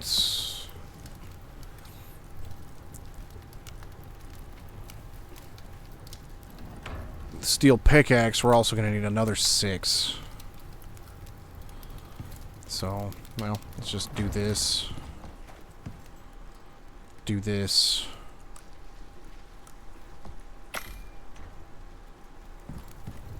We'll just get that steel going now because the steel pickaxe is going to come in handy later.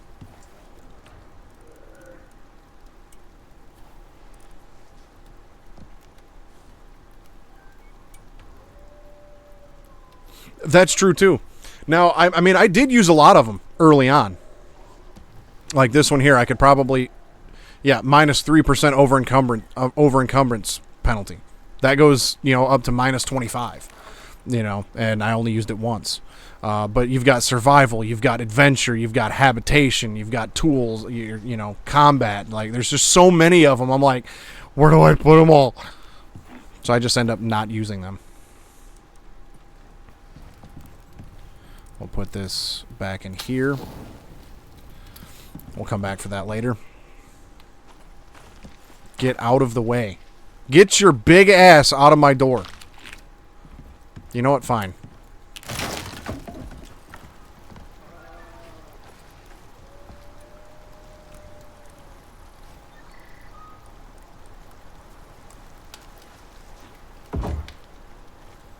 Will you get out of the wall?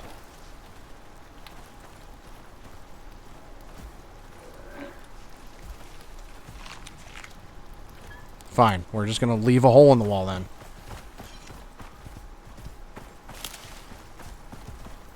Thank you for getting out of the way.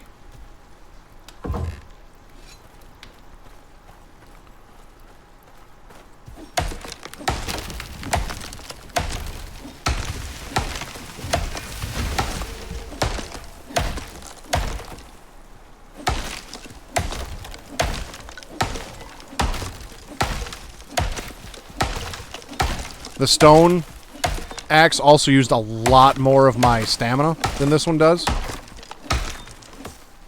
And I got almost 400 wood out of that one tree, whereas with the stone I was getting like 200 to 300.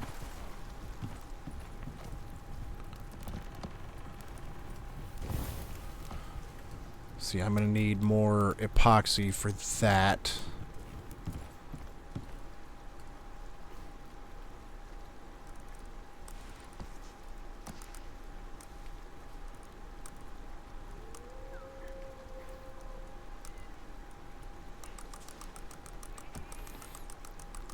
I just got a bunch of wood, so I'm just going to make tree sap out of the wood.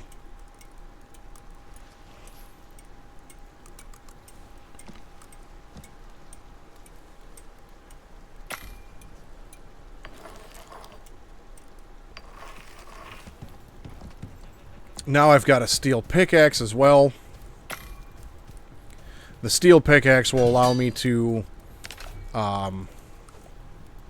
mine basically everything. With iron, you can still only do certain stuff. I don't think you can do platinum and like the really hard stuff with it. Let's see. So, yeah, I'm going to make this dude his own area.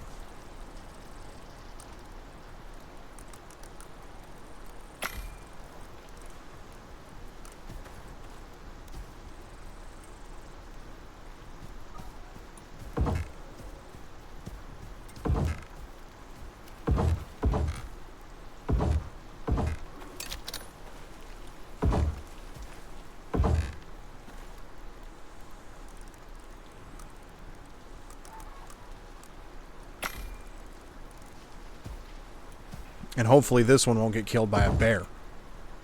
That would be lit.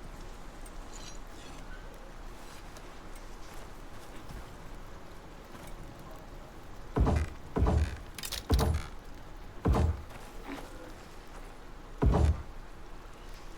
about 3 more.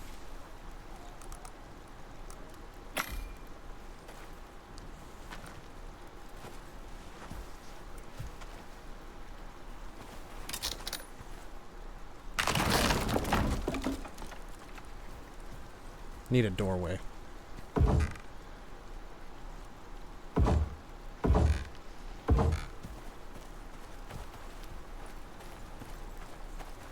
You, come here.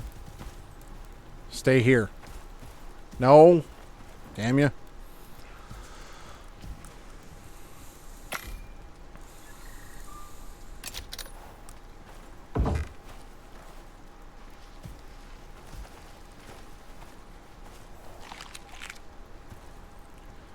Okay. And let's see. I'm just going to put a flat roof on this. Screw it.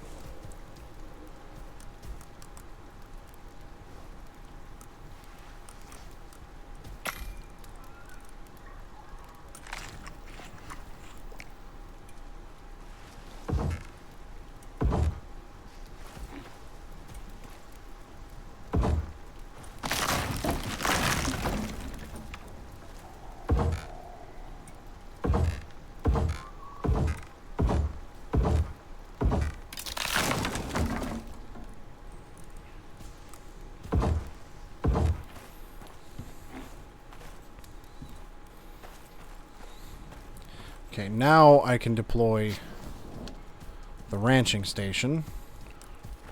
And put that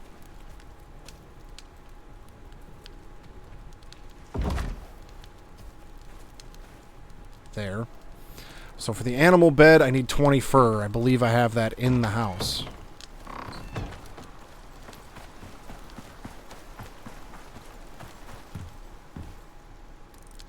I have 50 fur.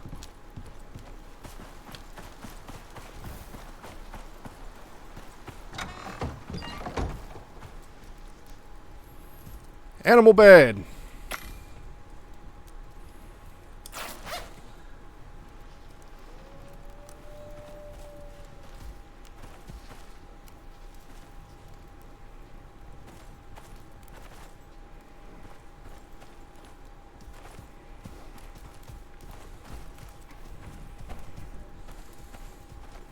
Colliding with what? The ground?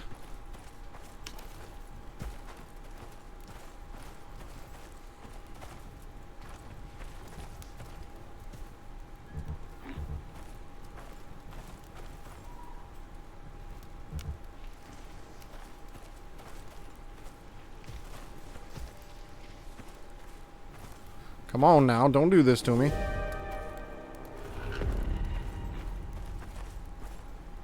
Do I seriously need to have a flat spot? Okay, well, right.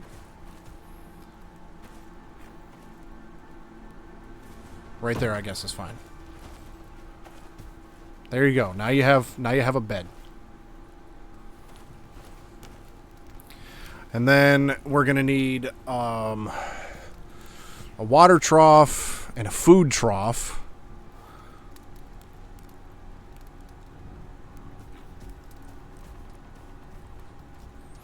So I need, between the two of them, I need 32 nails.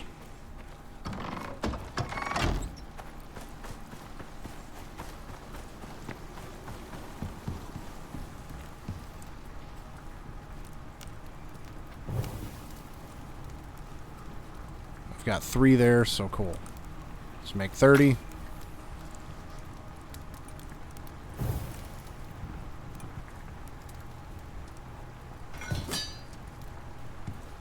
What else did I need? Tier 2.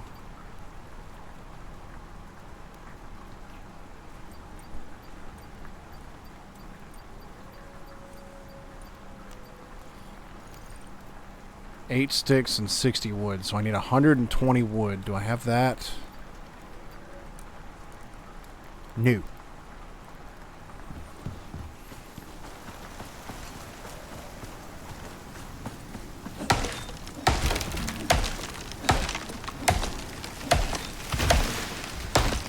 How's my oxygen? Oxygen's getting low.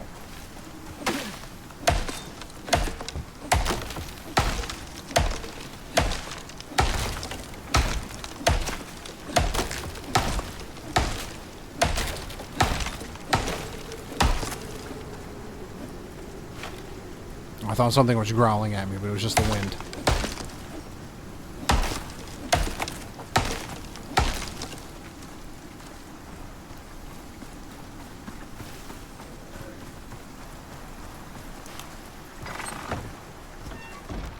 Hungry fella.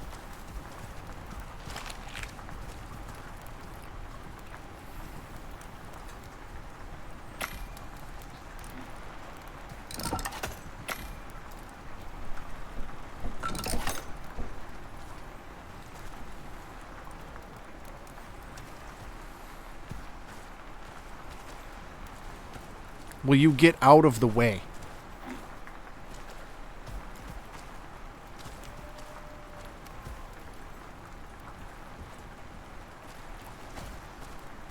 No? All right.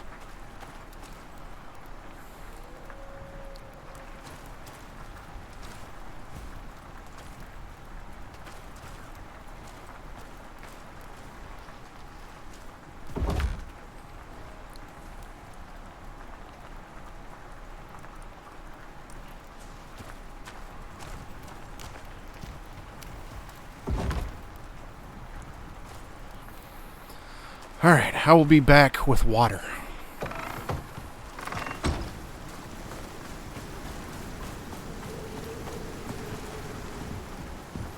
And let's see, what do I need for these? Leather.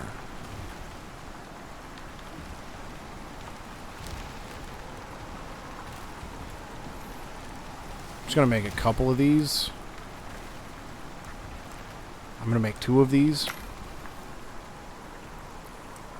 Because then I can just fill all of them and save myself some water trips.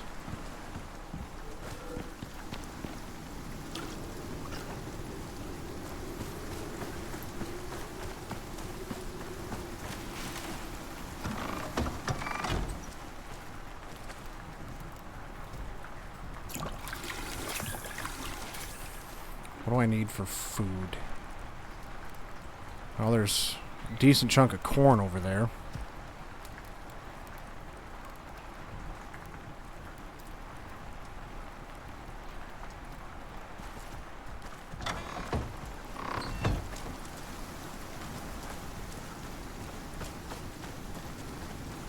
Shit.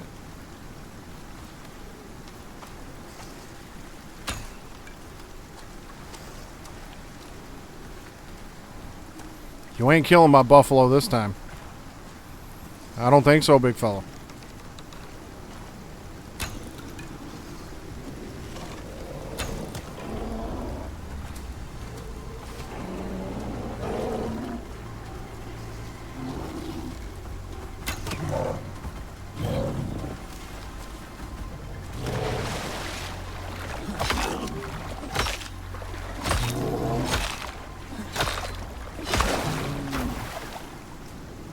Yes!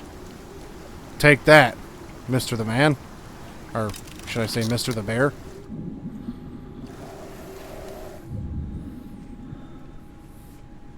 It's one of the plus sides of also having your house next to a body of water. Whenever something like a bear comes at you, makes it a lot easier to take care of them.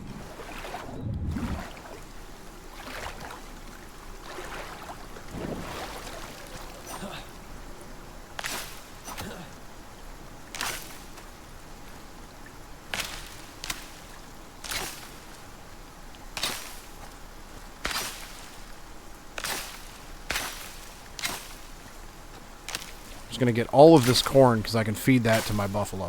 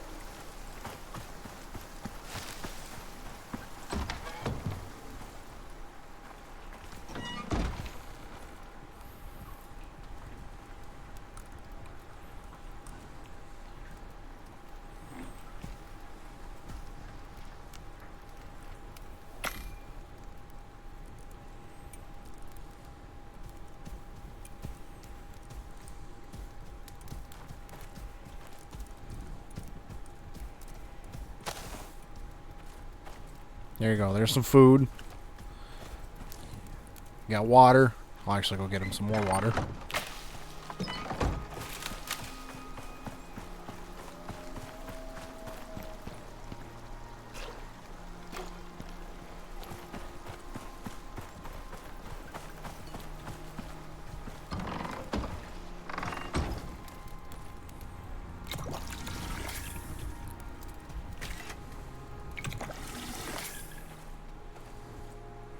Alright, 56% through the taming process. If you're sleepy, sleep.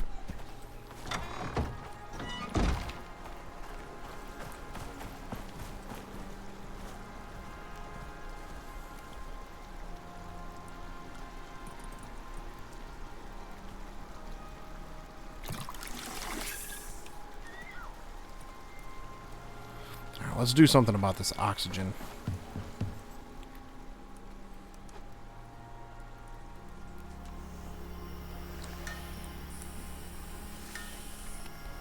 Oh, I got meat that needs to be cooked. And meat that's about to spoil over here. Cooked stringy meat, cooked white meat, and some raw bacon. Or cooked bacon, rather. Okay, that's full. Put that back over there.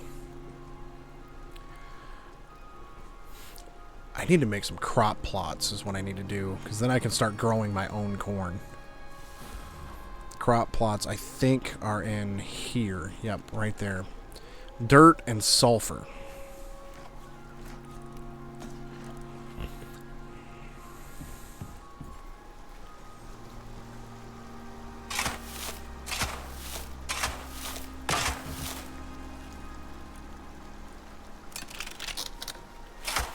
It's really nice when you do have multiple people playing this game, even just one other person, because while you focus on one thing, somebody else can focus on something else, and it kind of takes, you know, a lot of this, some of the, you know, a lot of the task work out of it. It's kind of nice. Alright, well, I can only make 2 crop plots. So we're going to do that.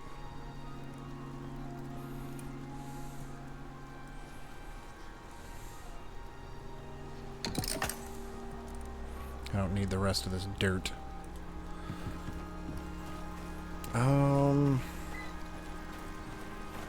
You know what I think I'm going to do? I'm going to make a ladder and actually put these crop plots on top over here. That sounds like a good idea.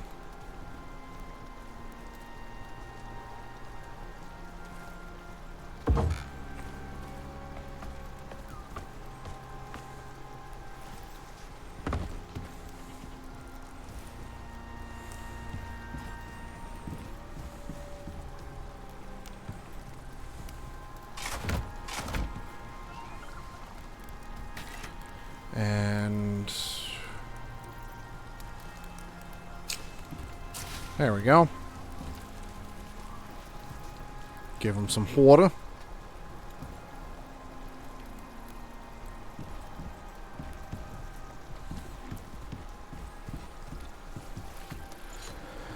Okay, animals fed. Has food and water. He does not have food. Okay, well, here's some more food. Fat bastard.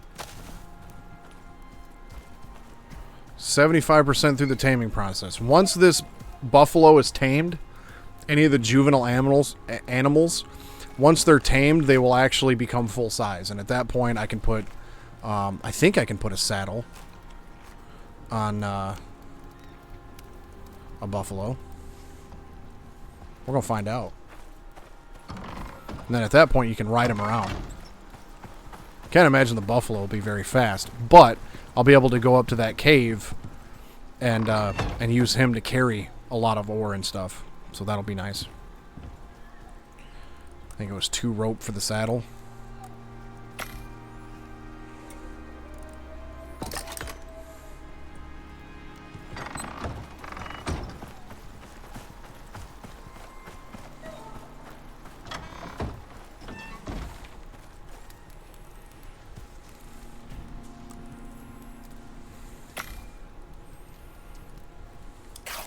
See, and I need needed quite a bit for the wooden cart, but the wooden cart has a 1,000 kilo weight capacity and 60 mount cargo inventory slots. So yeah, that'll definitely come in handy. He's 84%. All right, I'm gonna take a quick break here real quick and take my dog out. He's out there whining quite a bit, so give me just a moment and I will be right back.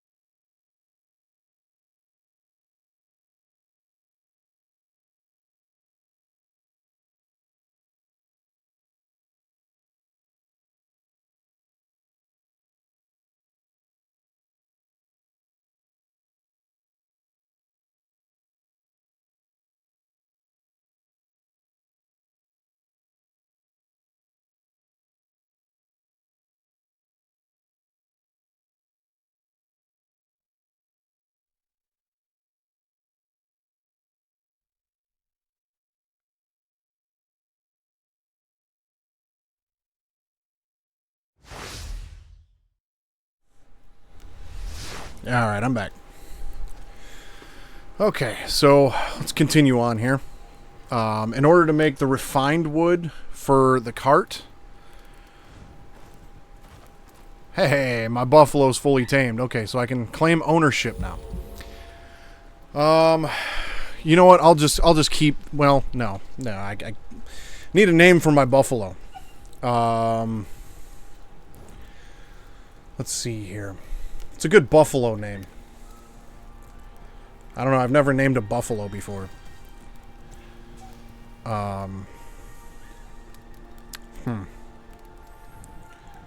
Bill. We'll go with Buffalo Bill. Okay, so Bill has stats. He's got his health and movement speed, also skills. So he levels up and has his own skill tree, increased weight capacity, inventory slots, things of that nature. So that's all good stuff. He's still got plenty of food, still got plenty of water.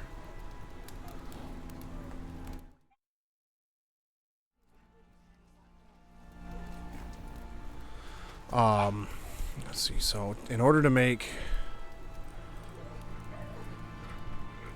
let's see, I need 15 iron nails, 50 refined wood. Now to make the refined wood, I need to make yet another bench. I need the carpentry bench to make refined wood. And the carpentry bench is, well, actually it's right here. I need 120 copper nails and 12 rope. And of course, I'm short on fiber.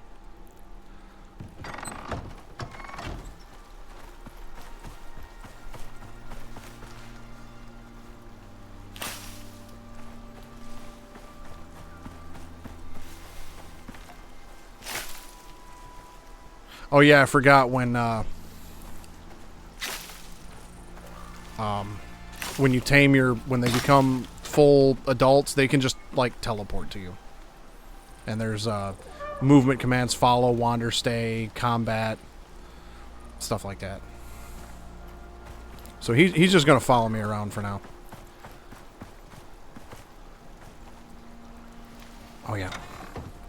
And then I need... Hey, look at that. There's 12. And that'll give me my 120 copper nails. I also needed 15 iron nails.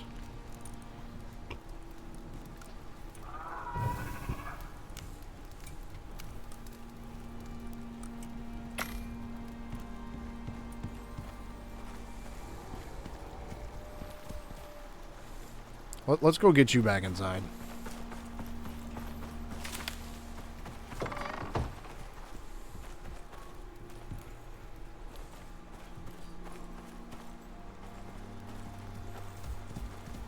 Come on. Let me guess, you're too big to fit through the door now? Come on. Let's go. No. Bill. Beal. Let's go.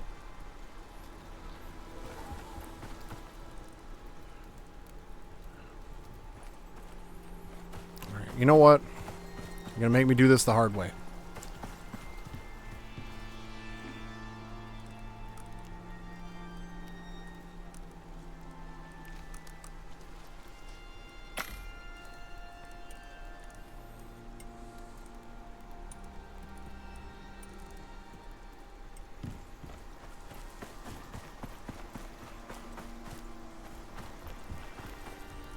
Give me the hitching rope, and then I can just pull his ass in there.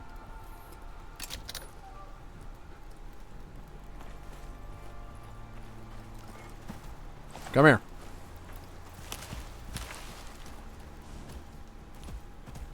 Now. Stay.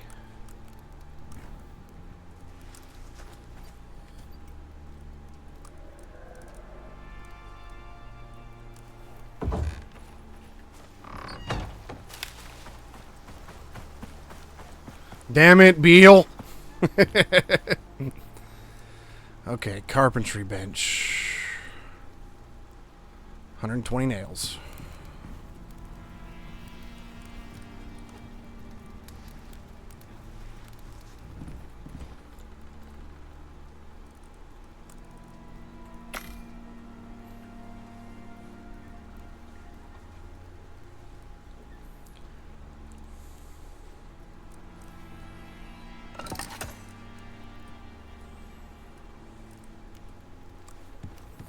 And we'll put the carpentry bench, and we'll put that over here. So to make the cart, place this harness inside a tamed buffalo or tusker's inventory to increase its carry capacity. But it can't be used as a seat. Okay. Alright. 15 nails, 20 rope, 10 epoxy, 50 wood, and a saddle.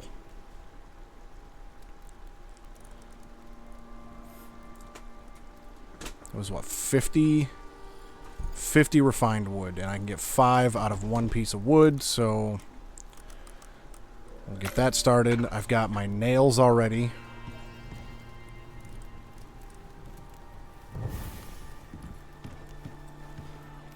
I need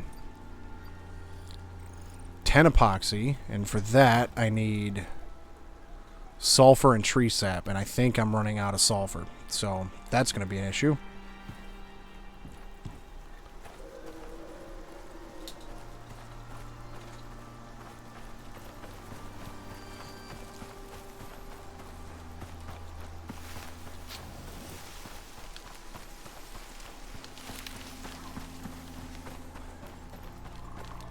Sulfur, we pretty much have to just find laying around.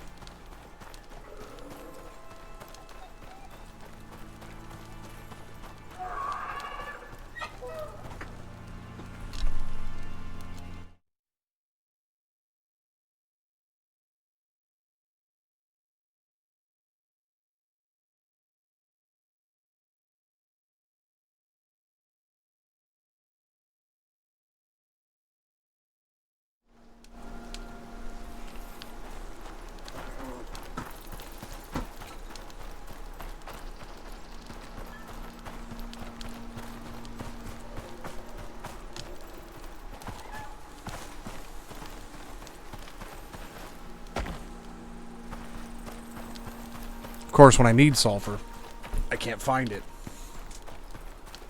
But when I don't need it, it's everywhere.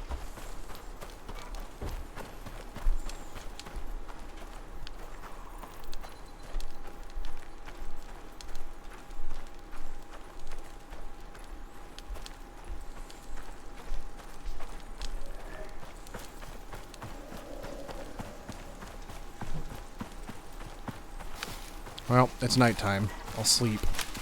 Get sulfur in the morning.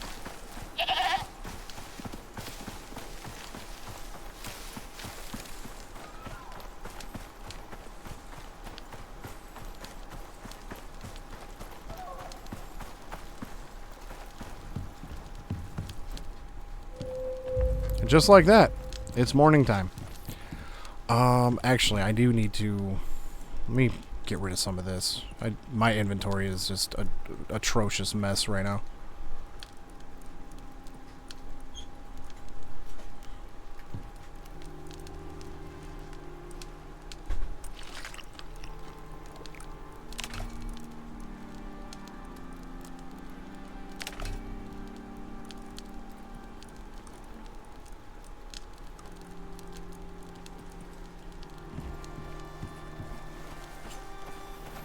Alright, let's head this way and look for some sulfur. Bah!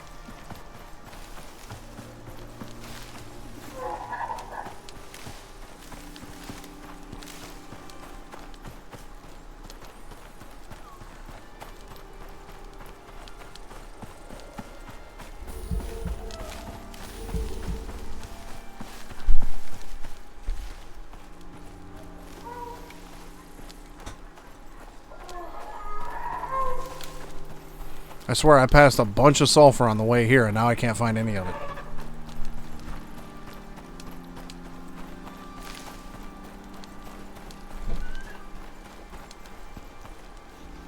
What the hell is that?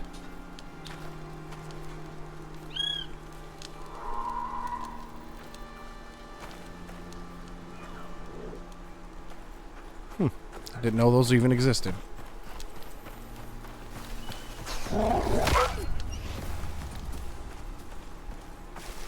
One shot. One hit with the pickaxe and he's down. Alright, there's some sulfur.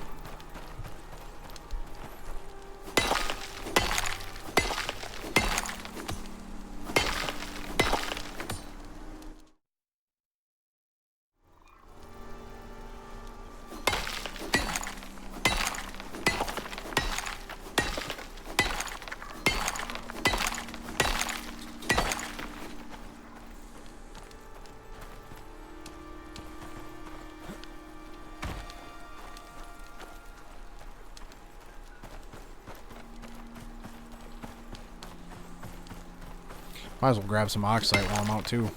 I'm gonna need that.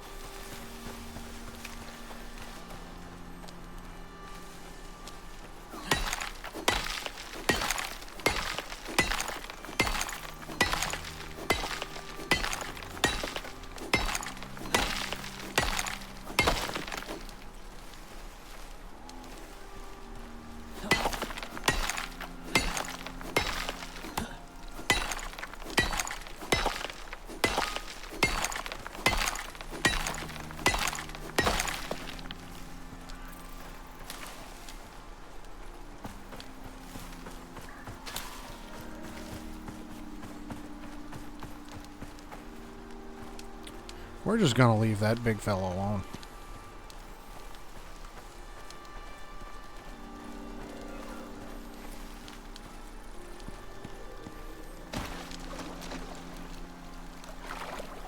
There's a wolf and a bear over there.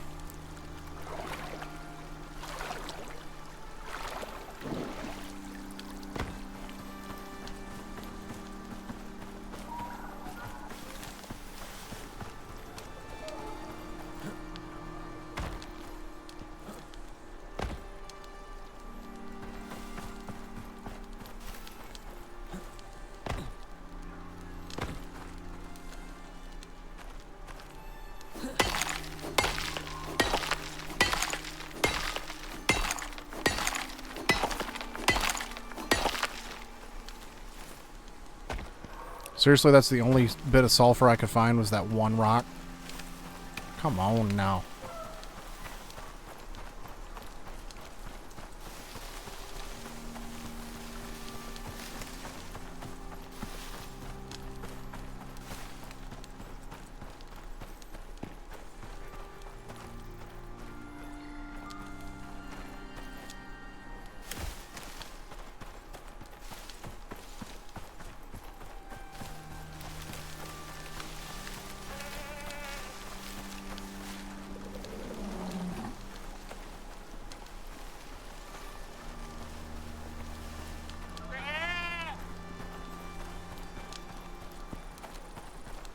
Wow. So I searched this entire area, and that's all I get for sulfur. Actually, I think there might be some right over here. There's also a bear right there. Come on. Get some.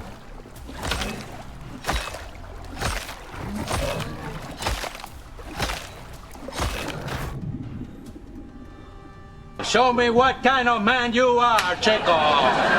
Yes.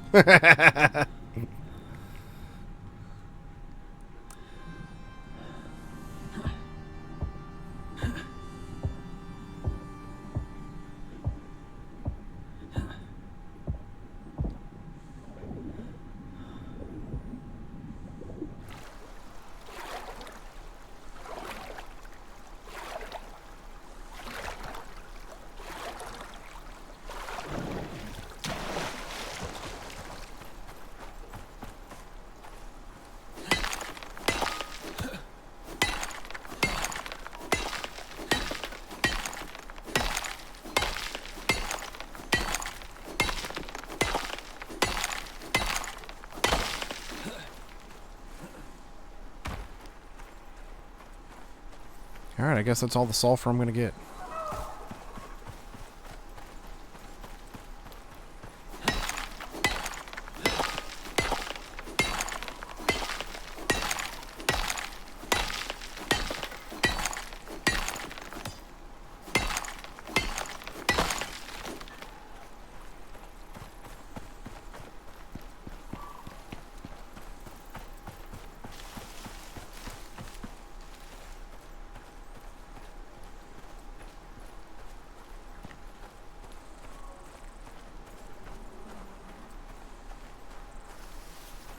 Wheat.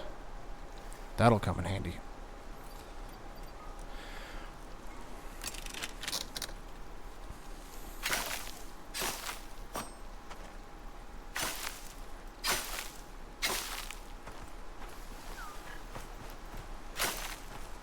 Wheat is a good animal feed.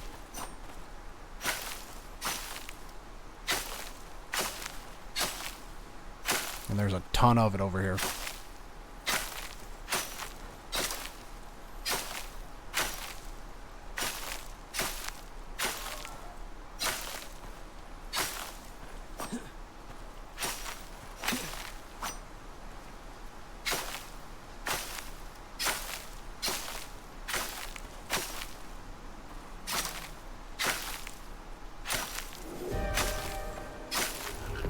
Uh-oh. Got a storm coming in.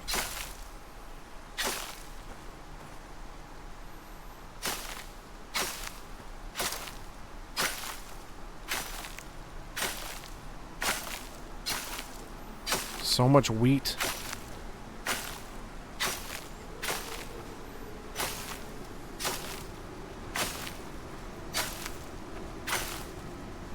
And I can't carry any more wheat.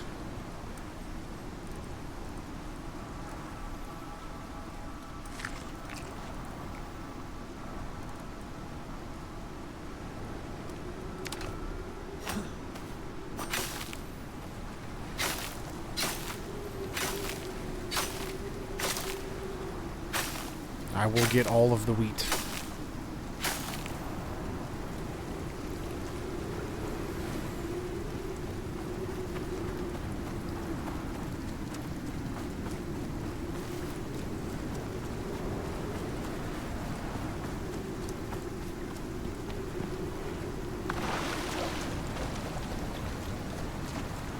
Oh, there's another big wheat patch there, too.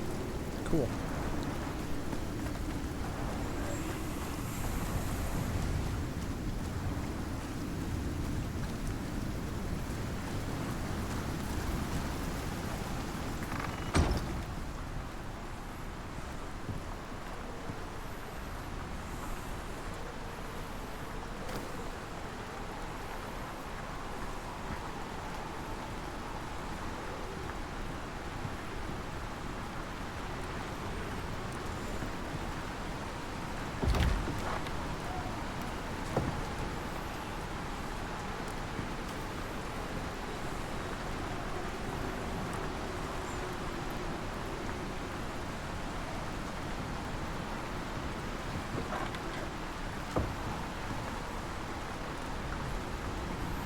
I'm going to make this small crate here just for oxide and sulfur storage.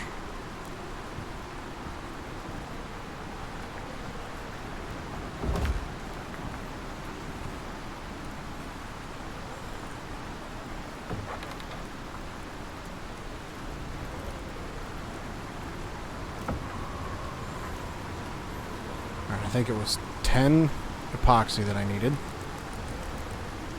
Need more tree sap.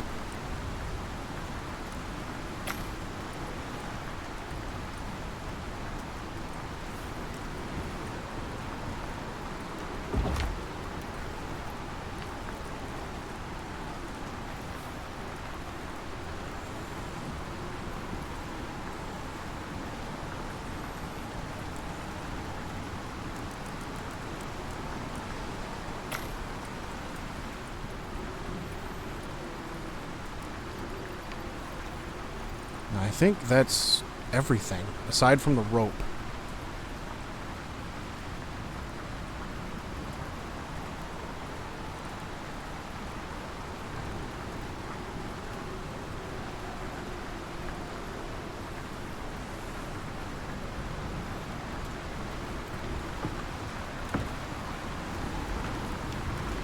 Uh-oh. House is taking storm damage.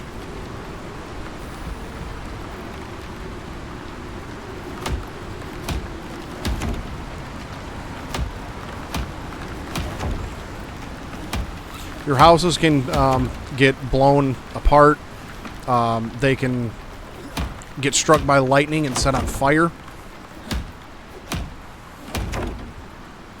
It's the downside to wooden houses.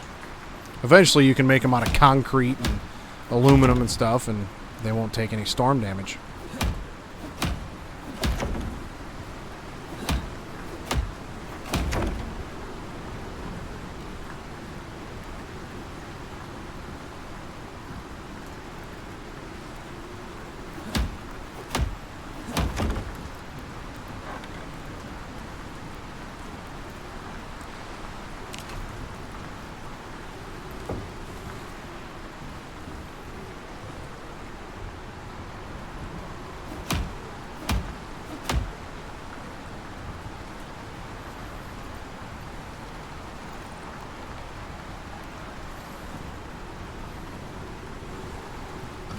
Need to get more fiber.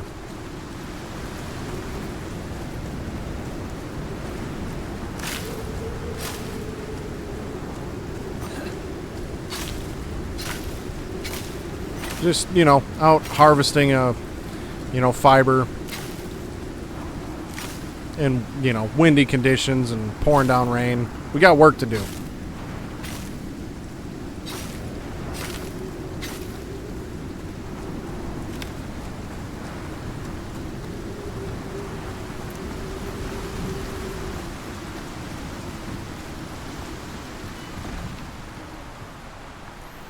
I need 20 rope.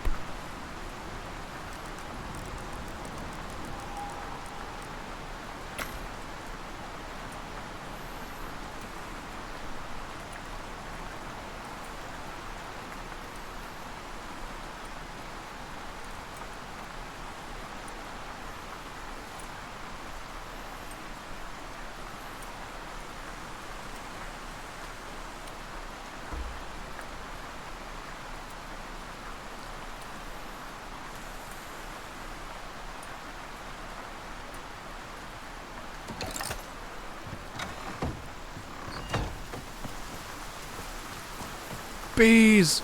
Bees! Oh, they're everywhere. Oh, they're tearing my flesh off.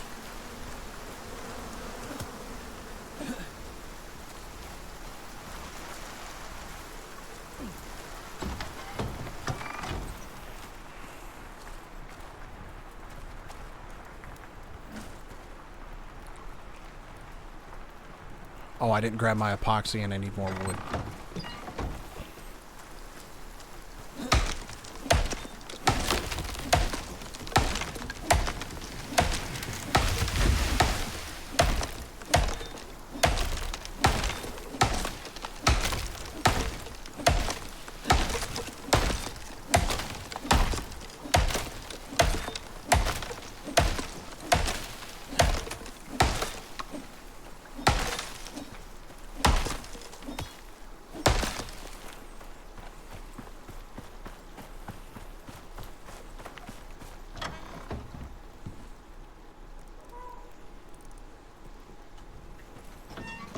Check out my plants. See how my plants are doing.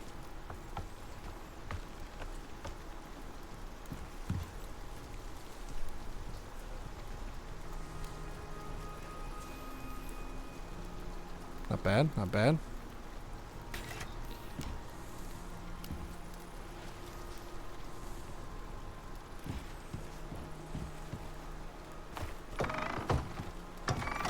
Now I think with like the seeding cart, the harvesting cart, stuff like that, you can actually just like plow farmland, but I've never done it, never tried it, so I'm not 100% sure. But let's make this wooden cart, see what that's all about.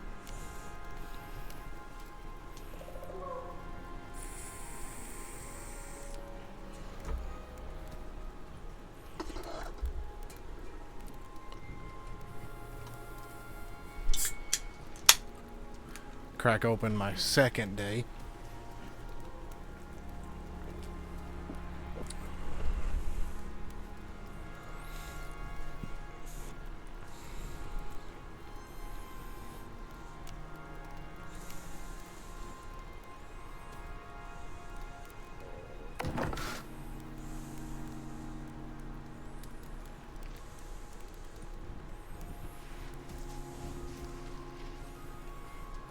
Alright, he's got 2 skills. Increased weight capacity. Okay, let's do that.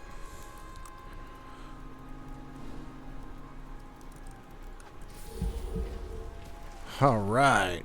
Look at all them inventory slots. Boy howdy.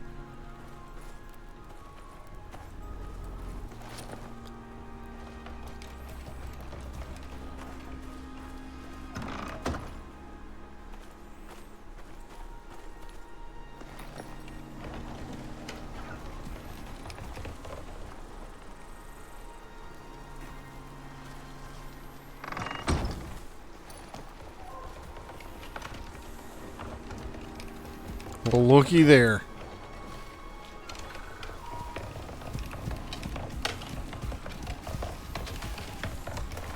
Moving up in the world.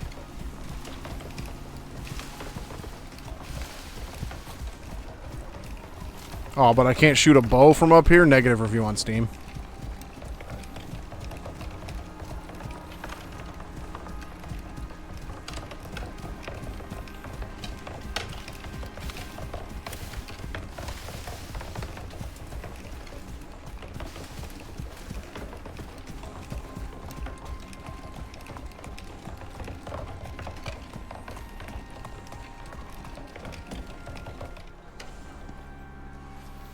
Alright, and you can just follow me. And now we can go mine happy.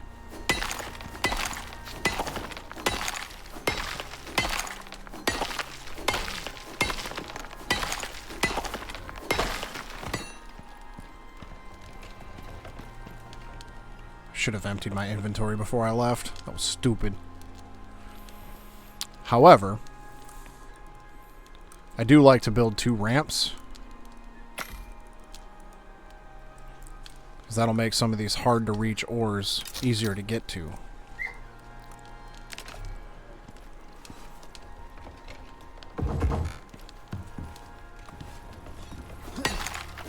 Like so.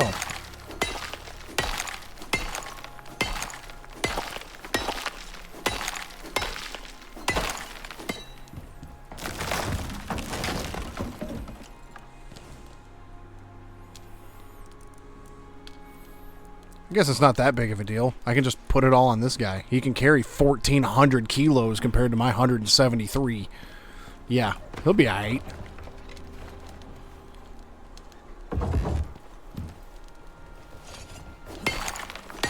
Once my inventory gets full, I can just dump it in there.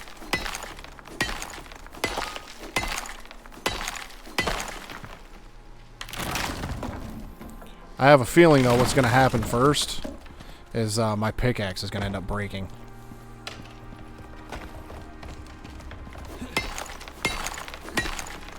I guess we'll just mine till the pickaxe breaks.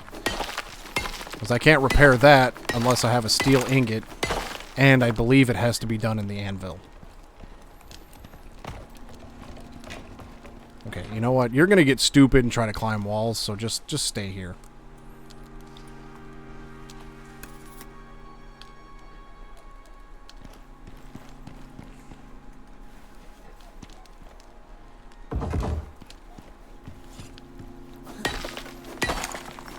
Oh, that was quick.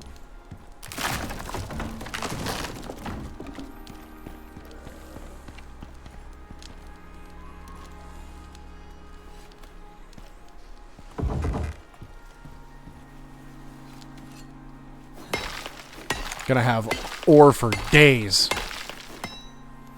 Which is good.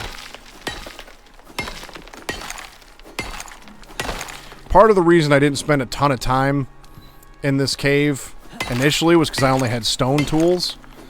By coming back in with a steel pickaxe, I get a lot more yield out of these. Now, theoretically, what I honestly probably should do at this point is just go get platinum and make myself a platinum pickaxe. But actually, let me think about this for a second. The platinum pickaxe, I think, can only be crafted in tier 3. Yes, so I would need the machining bench, which also requires more resources. So we're just gonna stick to the plan, like Dutch Vanderland said. I got a plan. Well, there went my ramp. If you build a ramp without the proper... If you build anything without the proper support, it'll just collapse.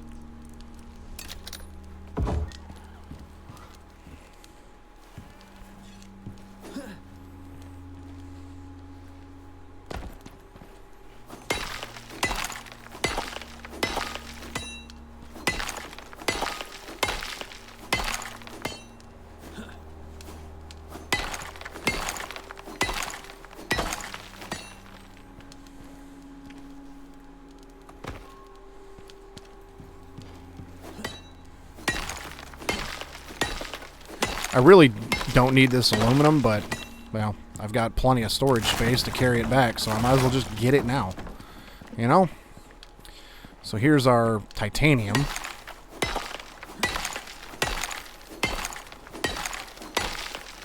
I can't even actually melt the titanium or platinum.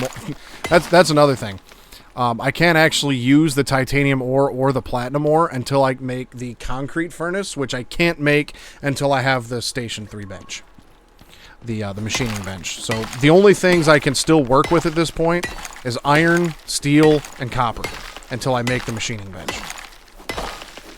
But the machining bench opens a lot of cool possibilities. I can make lanterns, guns, the concrete mixer, water pumps, all kinds of ridiculous shit.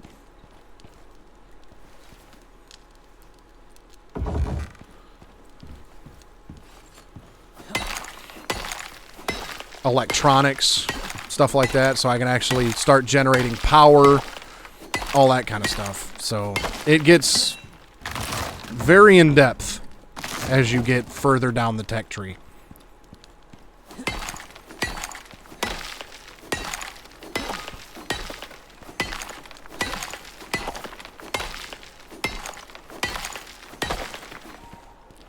You can make solar panels, different types of generators. It gets pretty ridiculous.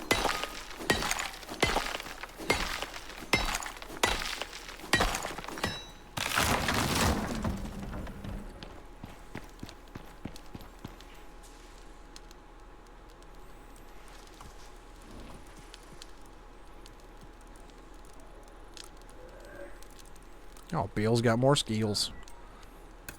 Let's increase his carry weight some more. I guess he's just getting skill points by just being near me. Alright. Follow.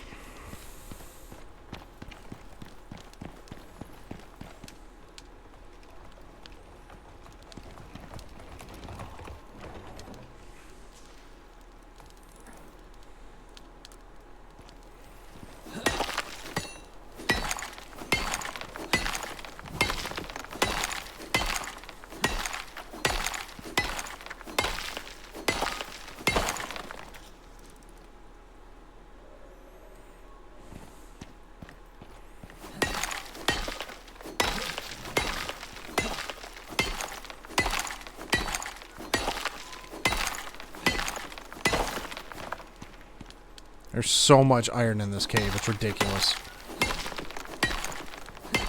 Which is fine, because you need a lot of it.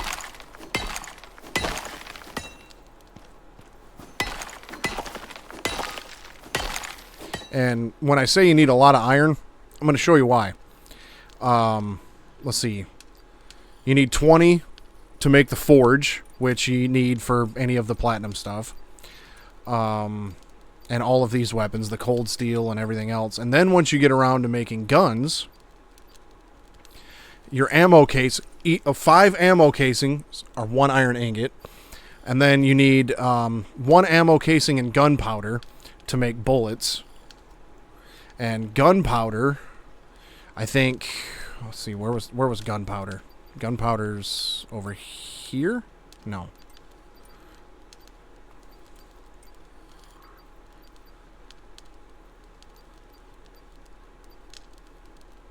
I don't remember where the gunpowder is.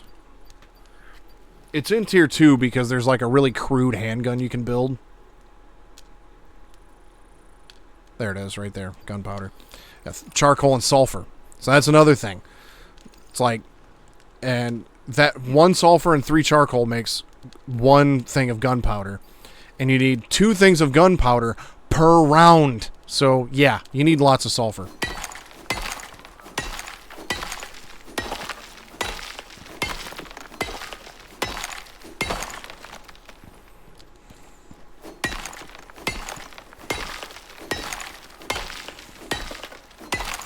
I'm gonna have iron ore coming out of my ears.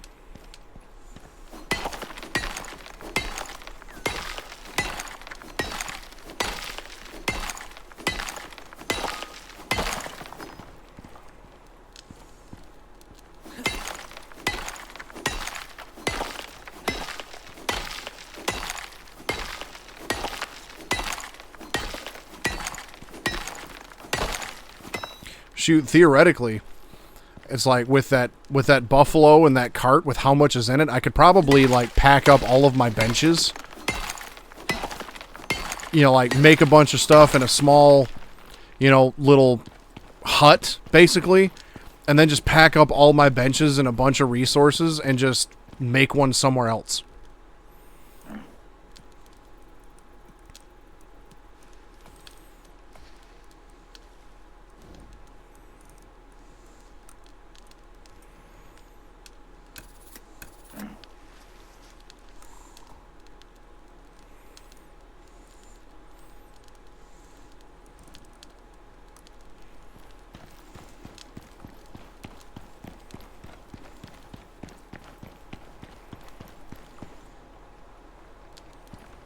Beal.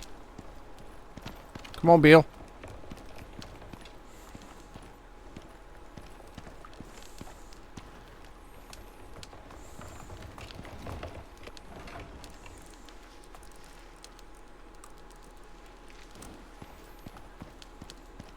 Oh, there's nothing. It doesn't show anything in the wooden... Really? I can just walk through the cart? Man. Negative review on Steam.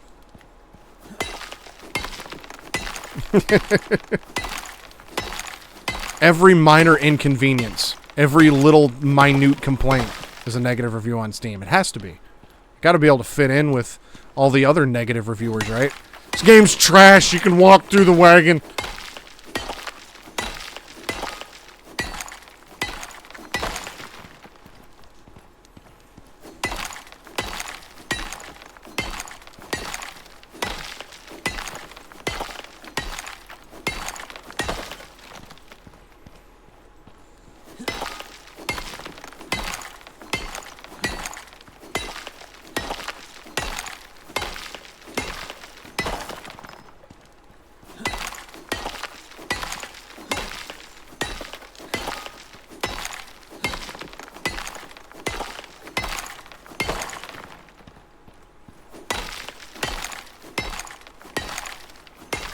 No cart collision, negative review on Steam.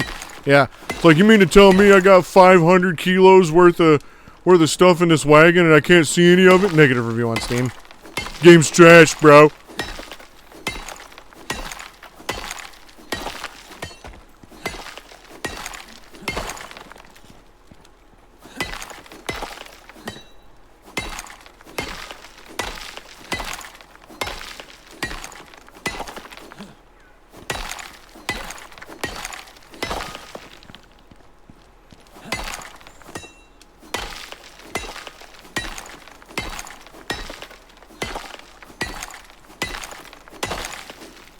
Oh, my torch burnt out.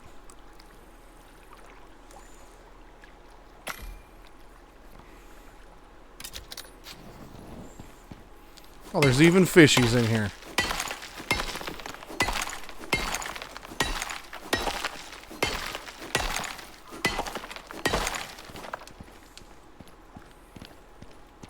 Well, that's about all that's left for over here. I ain't getting the rest of that iron.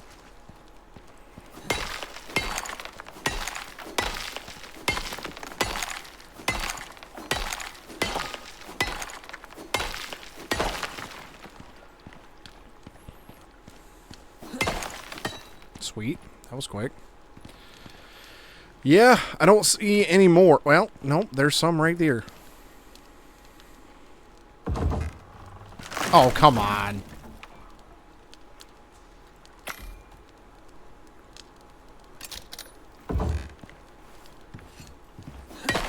Sweet. It's always nice when you get him on the first hit.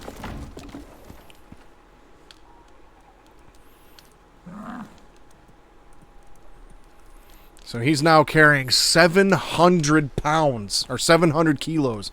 My total carry weight inventory is 173 kilos. So he is carrying roughly 3 times what I can carry.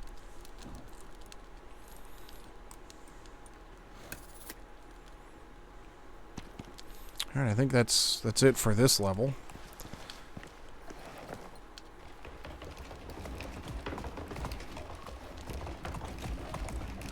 Actually, you know what? I think the only things that'll show up in the wagon are in these like bulky slots. So there's certain things that are considered bulky, like large deer, animal carcasses and stuff like that. I think that stuff might show up in the cart. Maybe that's what it is.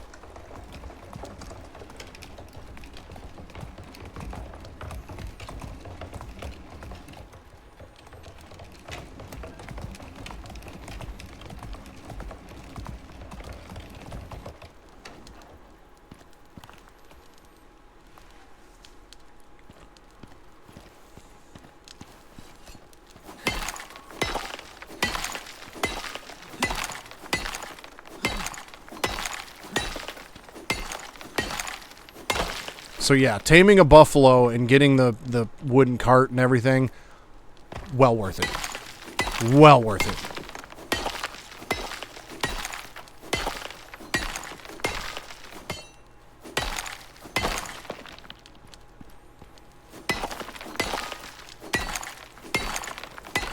Now, what Mrs. Suave and I used to do is we'd go in this cave and we would basically fill up our inventory.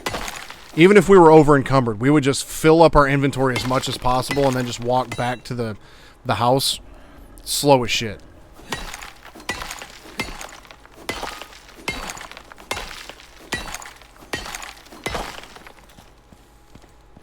But our house was close enough by that we just kind of felt it was faster to just run back over encumbered with a full inventory than it would be to make multiple trips.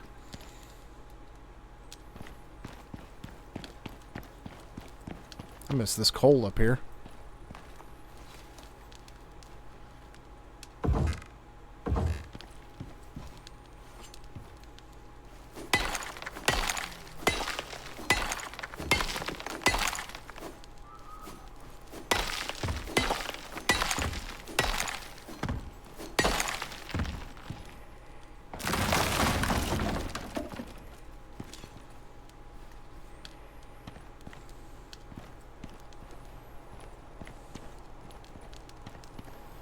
thought there was another one, but maybe it was just... There it is.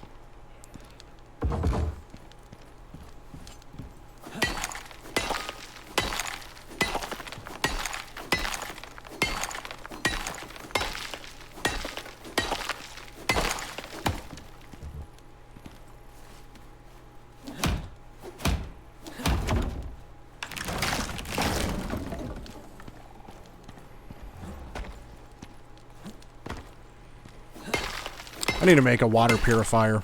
That needs to be on the list. Because I keep getting dysentery. And that's another thing that should be, you know, negative reviewable on Steam. The amount of dysentery that you have is just unimmersive, right? Dude should be long dead by now from the amount of times I've had dysentery. But you get minus 50% nutrition from food and minus 25% food effects duration.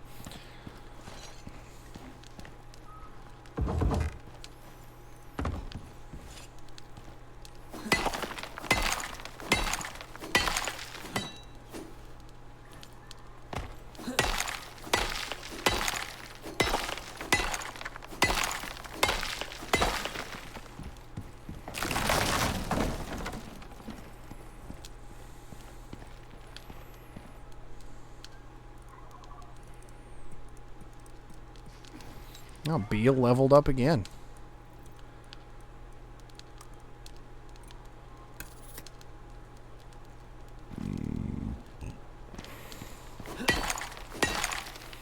Beal is definitely going to be earning his meal. That's for damn sure.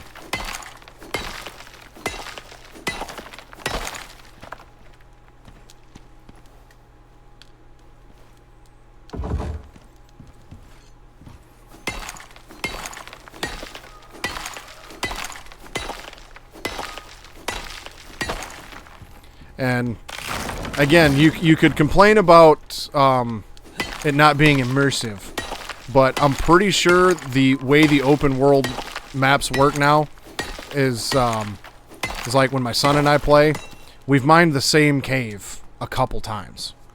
So all of this that I'm mining should be reminable after I basically shut the game down and reload the map.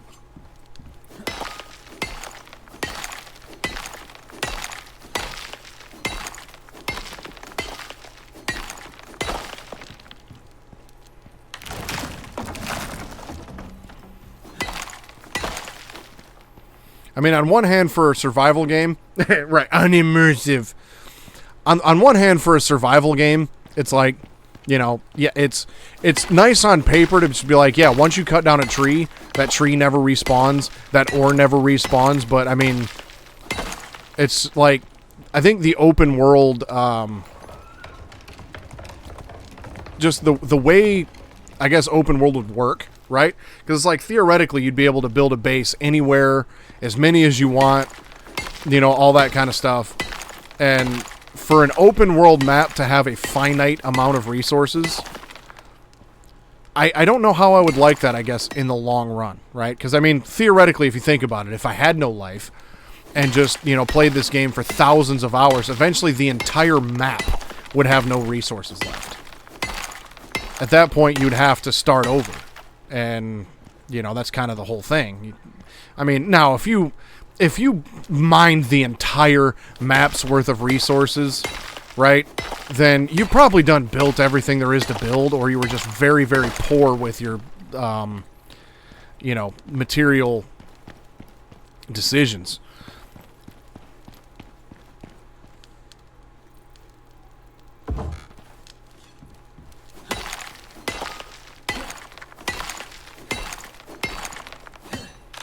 But I remember Mrs. Suave and I, we had a mission that we were doing that required us to, like, build some stuff with electronics and all that stuff. And the amount of gold that you needed initially when this game first released to build electronics, we had to mine the gold out of, like, I think it was like 6 different caves to complete this one mission.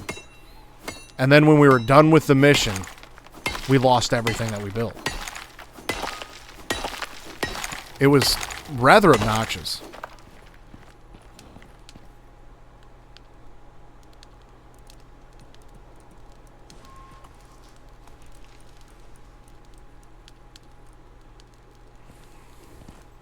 Damn.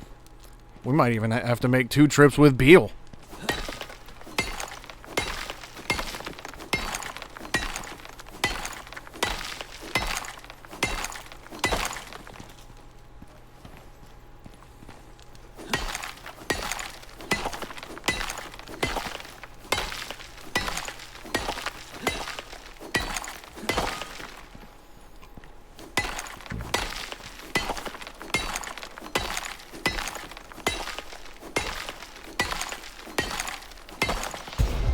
Hey, I leveled up again to level 60, which I was already at. But I got 4 more blueprint points. So that's lit. I only got 91 of them I haven't spent yet.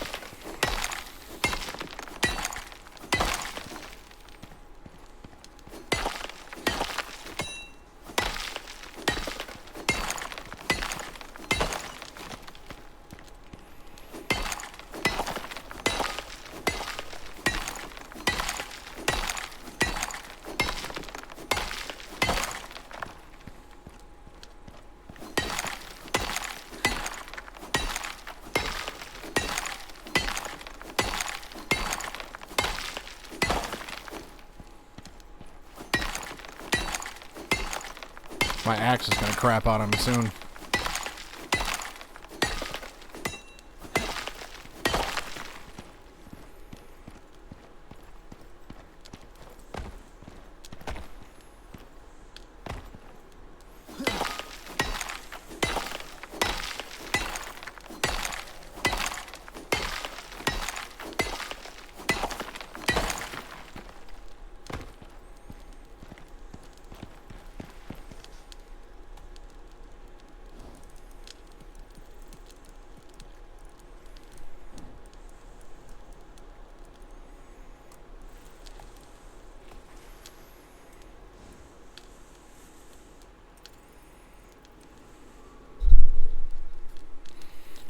Okay, there's, what was it? Increased fall damage, increased fire and heat resistance, stamina regeneration, reduced water consumption, movement speed, increased inventory slots. At max rank grants an additional bulky slot.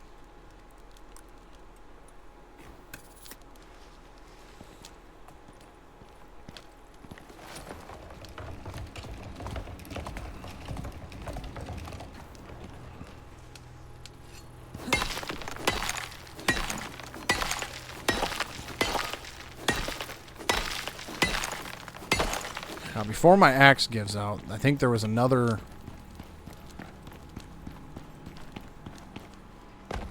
Ah, there it is. I wanted to get at least 1 more gold, just in case I need that without having to make a trip back.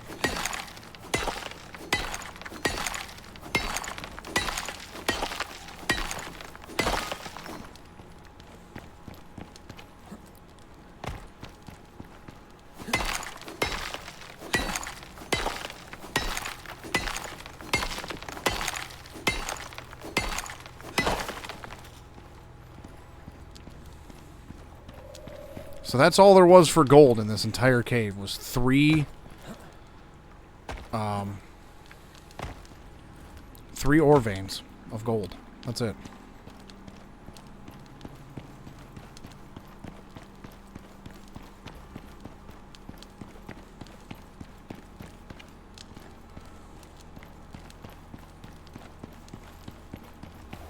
Now, I think it's random, but I can't say with 100% certainty what the, you know, like, ore spawns are. I would imagine it's random.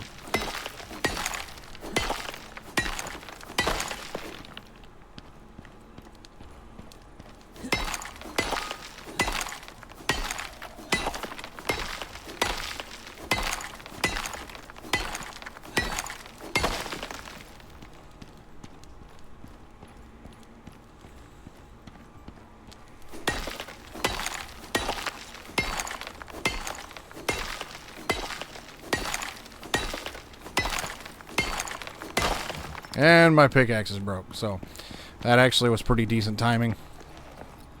So we can head back now. If I can find my way out of this cave, because I didn't realize it got dark.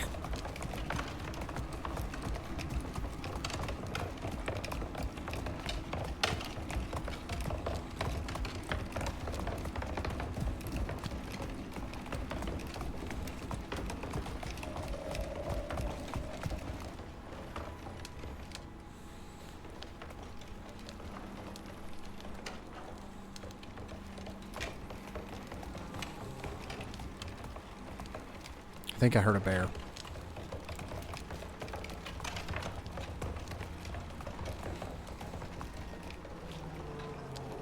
That sounds like a bear.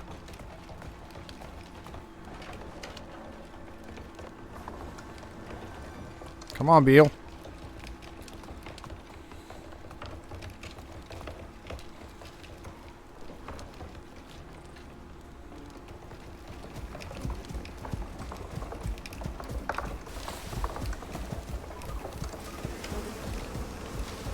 Bees.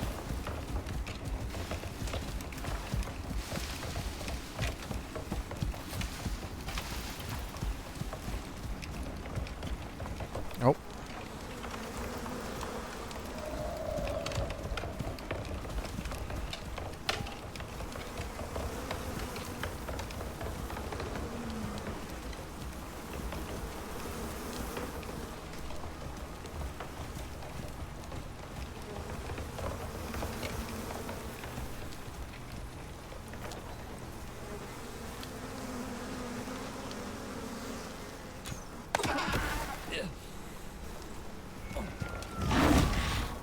Jesus. Beal took care of them bees like a boss.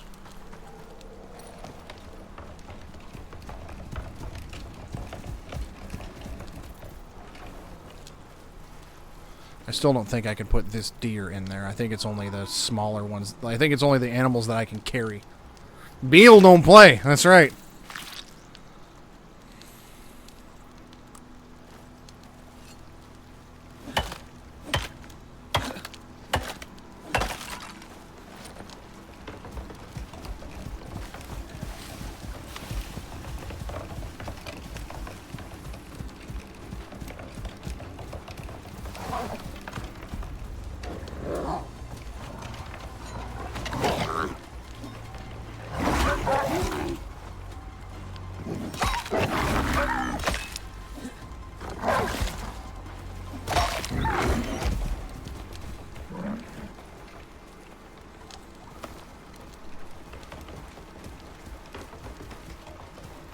Where are you going, Beal? Beal!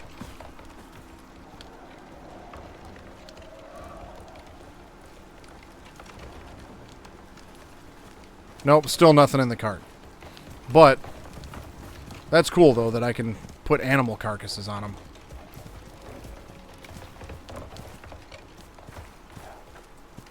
What the fuck are you trying to do, dude?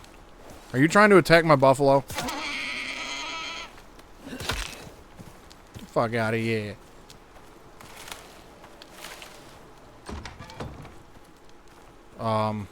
Beal? There you are. Yes, I can tell you want food. Let's go.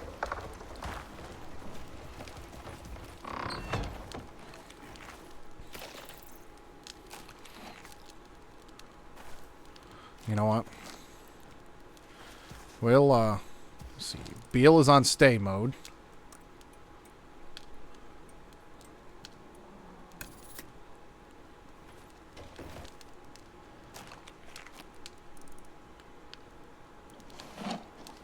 Cart is just in the ground. But we're just going to deconstruct this wall right here. And then I can get right here to Beal.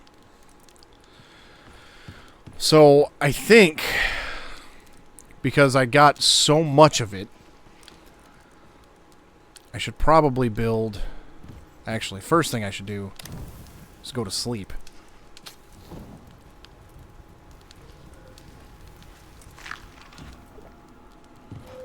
And then go get some fiber and make some storage containers.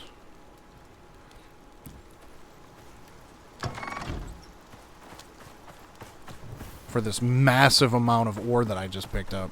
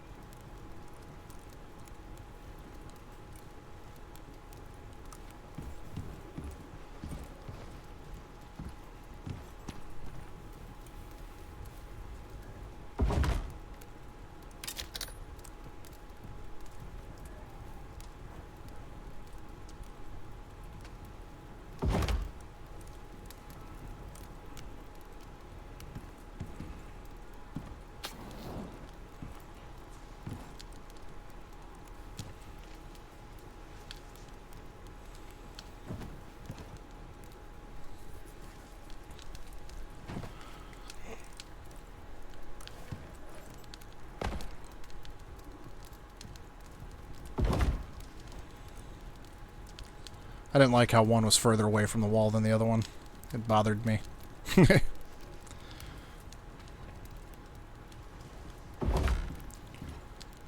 I like how I can get into the bottom one. Still, that's funny. Negative review on Steam. Unimmersive. Can open bottom crates when things are stacked on top of them.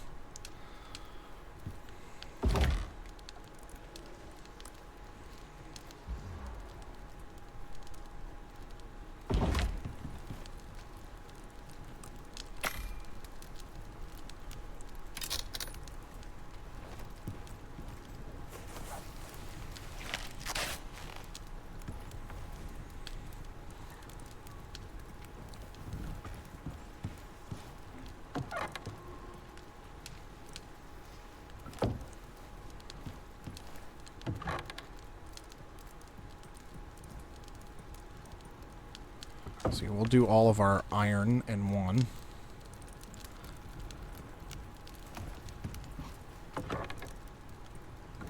Probably all of our iron in two.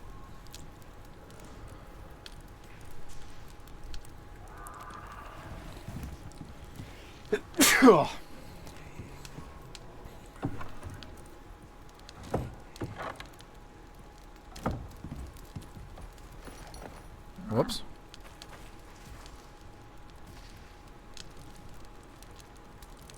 Now let's do copper.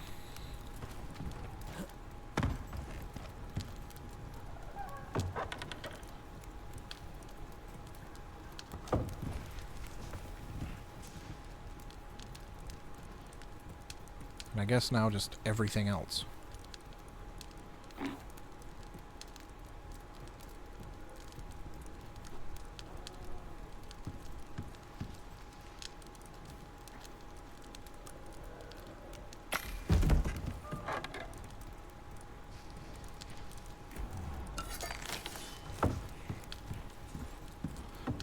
The gold and this one and the platinum, aluminum, and titanium. Oh, that's copper.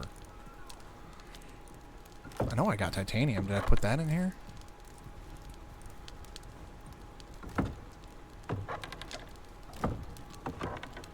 Ah, there's the titanium. So, metric ton of iron.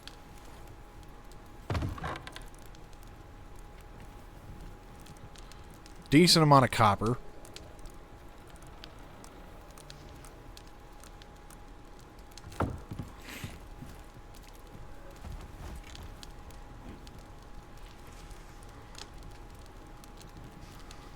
Put this back in here so Beal ain't dragging it all over the place.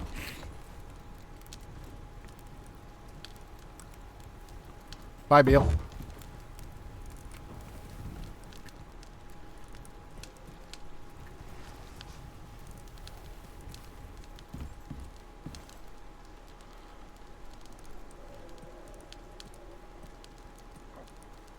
Okay. Let's see, now what? I feel like the machining bench should probably be next.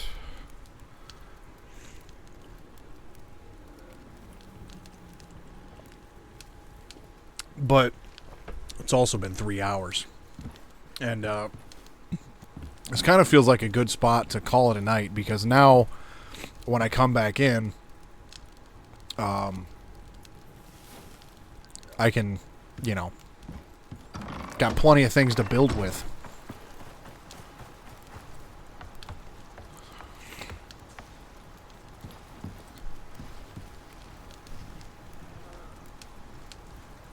Alright, let's do a little test. If I press F to harvest, that gives me 6 corn and 2 seeds. And it should automatically grow some more.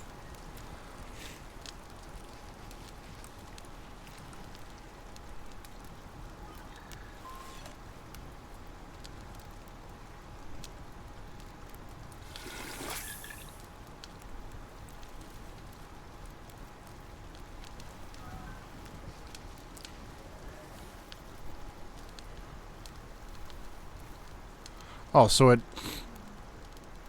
takes 10% longer for this to grow because I harvested it. So every time I harvest it, it's going to add 10%, or minus 10% to its growth speed. That sucks.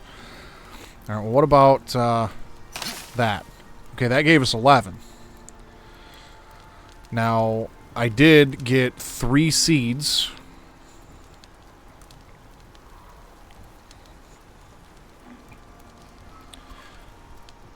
So I can harvest it and then just plant the seeds that I have. That only took 2 seeds to replant that, so that's cool. Probably. Well, if that was the case, then I couldn't just plant new seeds. It's got to be, I don't know, maybe you're just like cutting off part of the plant and letting it regrow. I don't know. I'm just guessing. But yeah, I'll have to try out the seeding cart and the watering cart and the harvesting cart and all that stuff. 'Cause there is some more to that as well. It's, yeah, there's the farming cart attachments, so I can get a seeding cart, steel plow, platinum plow, or seeding cart, titanium plow.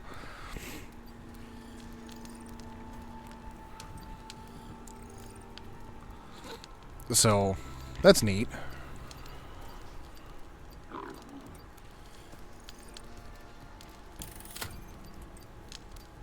Then there's the filtered water trough. I need... This is where it starts getting ridiculous. 10 electronics, 5 carbon fiber, 2 titanium plates, and 20 concrete mix. You want to see some ridiculous stuff. Look at the refrigerator. 40 aluminum, 20 electronics, 8 carbon fiber, and 12 screws. Now, to make electronics, you got to go all the way over here. And that requires 5 gold wire, 15 copper wire, 2 organics resin, and 2 epoxy. And you can get 5 gold wire from 1 refined gold bar or 5 copper wire from one of those. So to build this, you need 3 copper, 1 gold, 2 organic resin, which I think is like tree sap and oxide, and then 2 epoxy, which actually isn't bad compared to what it used to be. Electronics used to be like 5 or 10 gold per electronic. It was ridiculous. It was fairly obnoxious.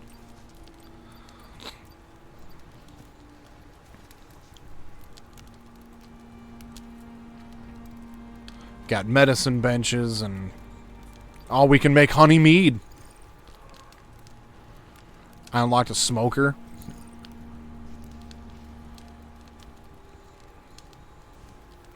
You got glass building for, you know, windows and walls. You can make glass walls. And then we've got our aluminum set, which I had this unlocked, but they restructured all of this. So, that's part of the reason why I have so many points. And then there's also the advanced masonry bench, which gives you clay bricks, stone bricks, and scoria bricks. And tier 4, let's see, electric carpentry bench, automated defense system, nice.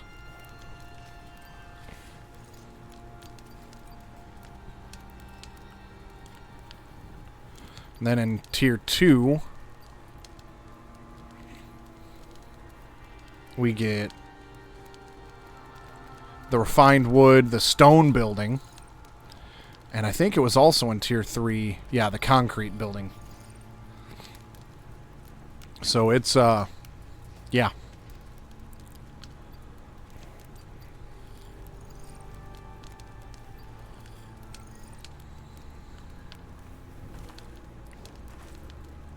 How you doing on food, Beal?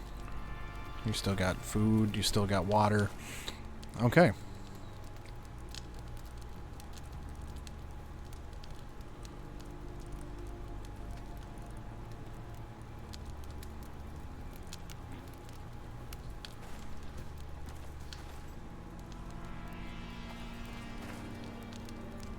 He's level 10 now. Sweet.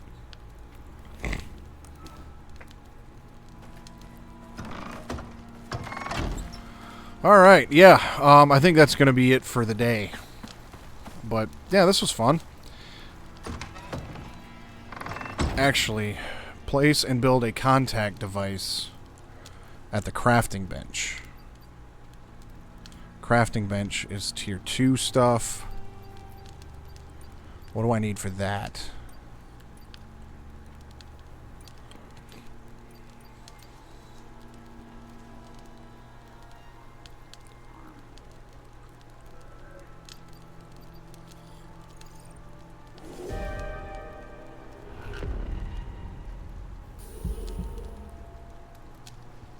Salting station. So, okay, so the contact device, I need 15 iron, 8 rope, and 10 wood. Then there's the orbital exchange interface. Allows you to order a delivery pod for exotic retrieval. So, yeah, we'll check that out probably Wednesday, unless I can play A Quiet Place before then. I was going to, like I mentioned earlier, I was going to play Ancestors, and then kind of just got burnt out on that game real fast and figured it's boring to watch. So that'll be a game I probably play some more off stream at something or some point. But I've played this game a ton, never really had it on stream. So yeah, this was fun, and I've got a decent base I can come back to at any point and continue the work that I started, and eventually have actually, I might actually have enough in my inventory to make the contact device. Let's find out.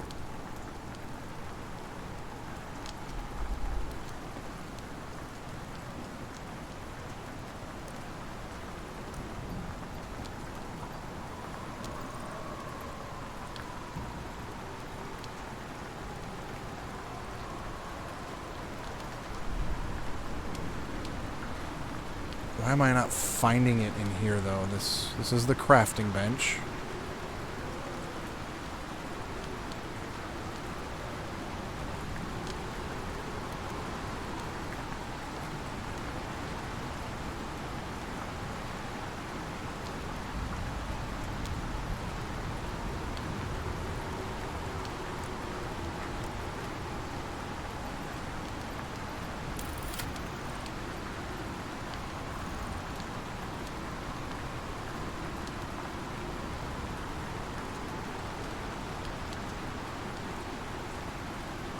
There it is.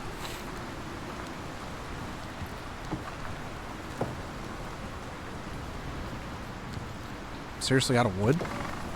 Yeah, let me just make that real quick, just to see what that's all about.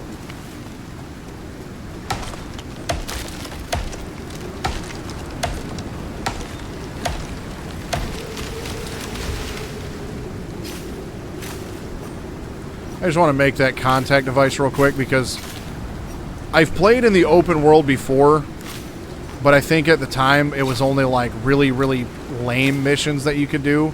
Nothing really super important. And so now that you can do just the regular missions from the menu in the open world, that intrigues me.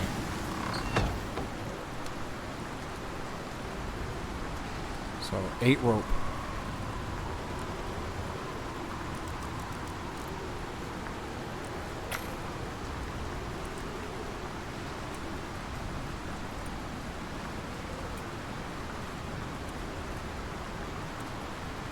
This is another game where it gets fairly grindy. You know, you get some more of the same. Stuff like that. But I think there's enough of it here now where you could spend basically an entire day, you know, or an entire session just focusing on farming. You could spend an entire session just focusing on animals. Because not only can you tame buffalo and tame the horses, you can also tame, I think you can tame just about any animal in the game. Like, I saw a guy tame wolves, and he basically had like his own attack dog force. So you could spend an entire day just working on animal taming and, you know, building up a farm, you know, things like that. This is one of those games where co-op is actually really nice because while I'm out mining or doing this or doing that, somebody else could be taming animals or planting food, whatever. And so there's always there's always various things for people to do. It's not always the same thing for every person. When Mrs. Suave and I would play, she would basically like forage for plants and make us like potions and, poison resistance and stuff like that. So we definitely had our own strengths that we brought to the table. Must be placed outside. Great work. Now that you have access to short-range radio, you'll be able to take on simple missions. Check the board to see what's available. There's always something to do. So the last time I used this... Take on more complex assignments and get more time with yours truly, you'll have to craft an infrasonic relay device. UDA's way of keeping out fresh-foot prospectors looking for an early grave. Oh, almost forgot. One last thing. Cenotai have come up with a fancy new way of shipping your exotic hauls off-world. They're calling it the Orbital Exchange System, OES. Abandoning all your planet-side tech is a thing of the past, if you prefer. Chuck them in the pod, and it drops it all off at the station. Pretty cool, huh? It's free for now, while they're still testing the pods. Who knows how much cash they'll rake in from this later. OES schematics should be available, if you want to build one. Good luck, Prospector. Try not to die. So, when I did this before, this contact device basically only offered you these sample quests. So craft some tools to help out a new prospector in need to be delivered by the UDA. They basically send down a pod, you put stuff in it, it goes back up, and it's stuff that's close by, stuff that's really simple. I only get $10 for this one, and I think they might also, well, at least they used to, would send down maybe like a rare resource or something like that you don't have yet, or some food or something. Really basic stuff. Wasn't really all that noteworthy.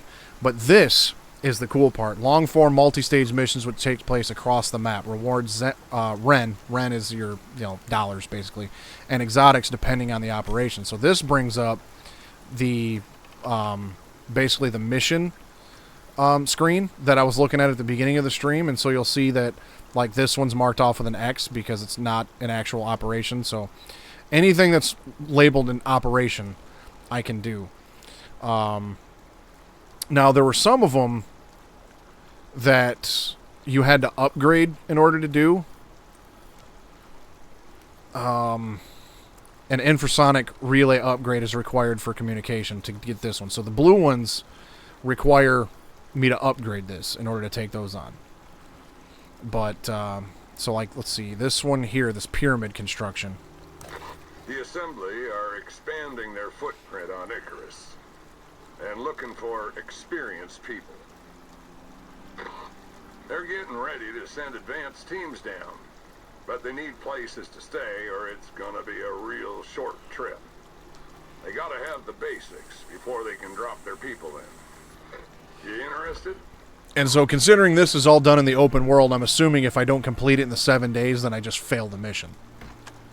The downside to these is like this one takes place in the desert biome. So I'm assuming that like basically if I get a mission in the desert biome, then I have to travel all the way down to the mission area. I'm assuming. I don't know because I've never done it. But yeah, it definitely looks like it cuts down on a lot of the grinding. I haven't played this since that was available. Vlad, thanks for stopping by. You caught me right at the end. I was just going to build this and then pretty much call it a night. But the last time I played this, the open world was now a thing. Oh, cool. Well, I hope you enjoyed hanging out with us for a little bit. But I played this before. I played it from the day it released. It put like 230-something hours into it.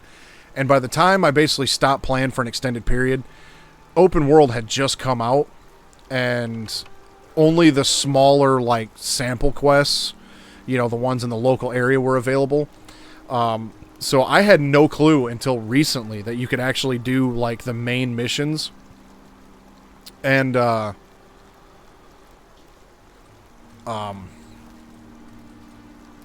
from the open world. That is fantastic.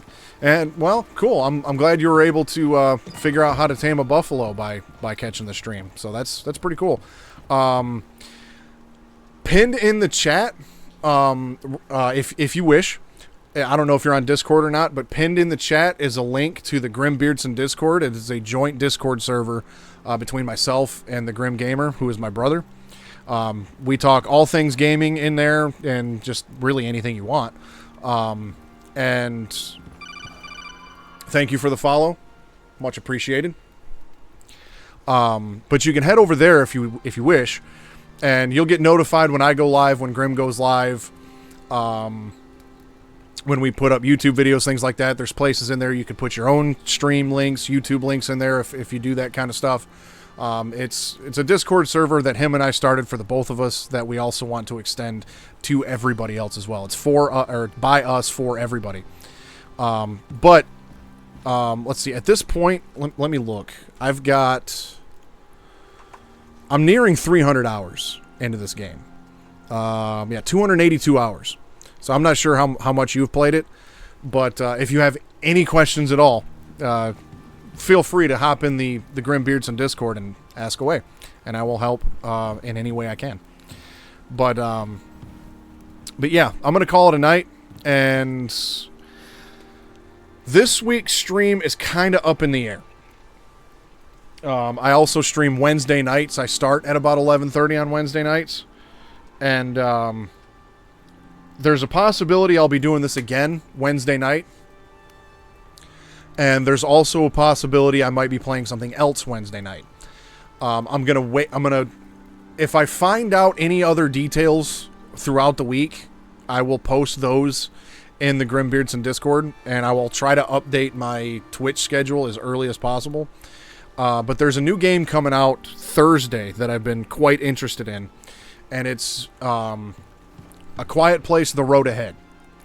I don't know if if anybody's ever seen the movies, then you kind of already have a basic idea of the whole, plot behind, I guess, in A Quiet Place game, what it would potentially be. That game releases Thursday. Now, if that game releases at midnight Thursday morning / Wednesday night, then I might go ahead and download it and start playing it immediately. On Wednesday night / Thursday morning. If not, if I can't download it like right at midnight, whenever the download becomes available, I will still probably stream Wednesday night, but I will be playing this some more.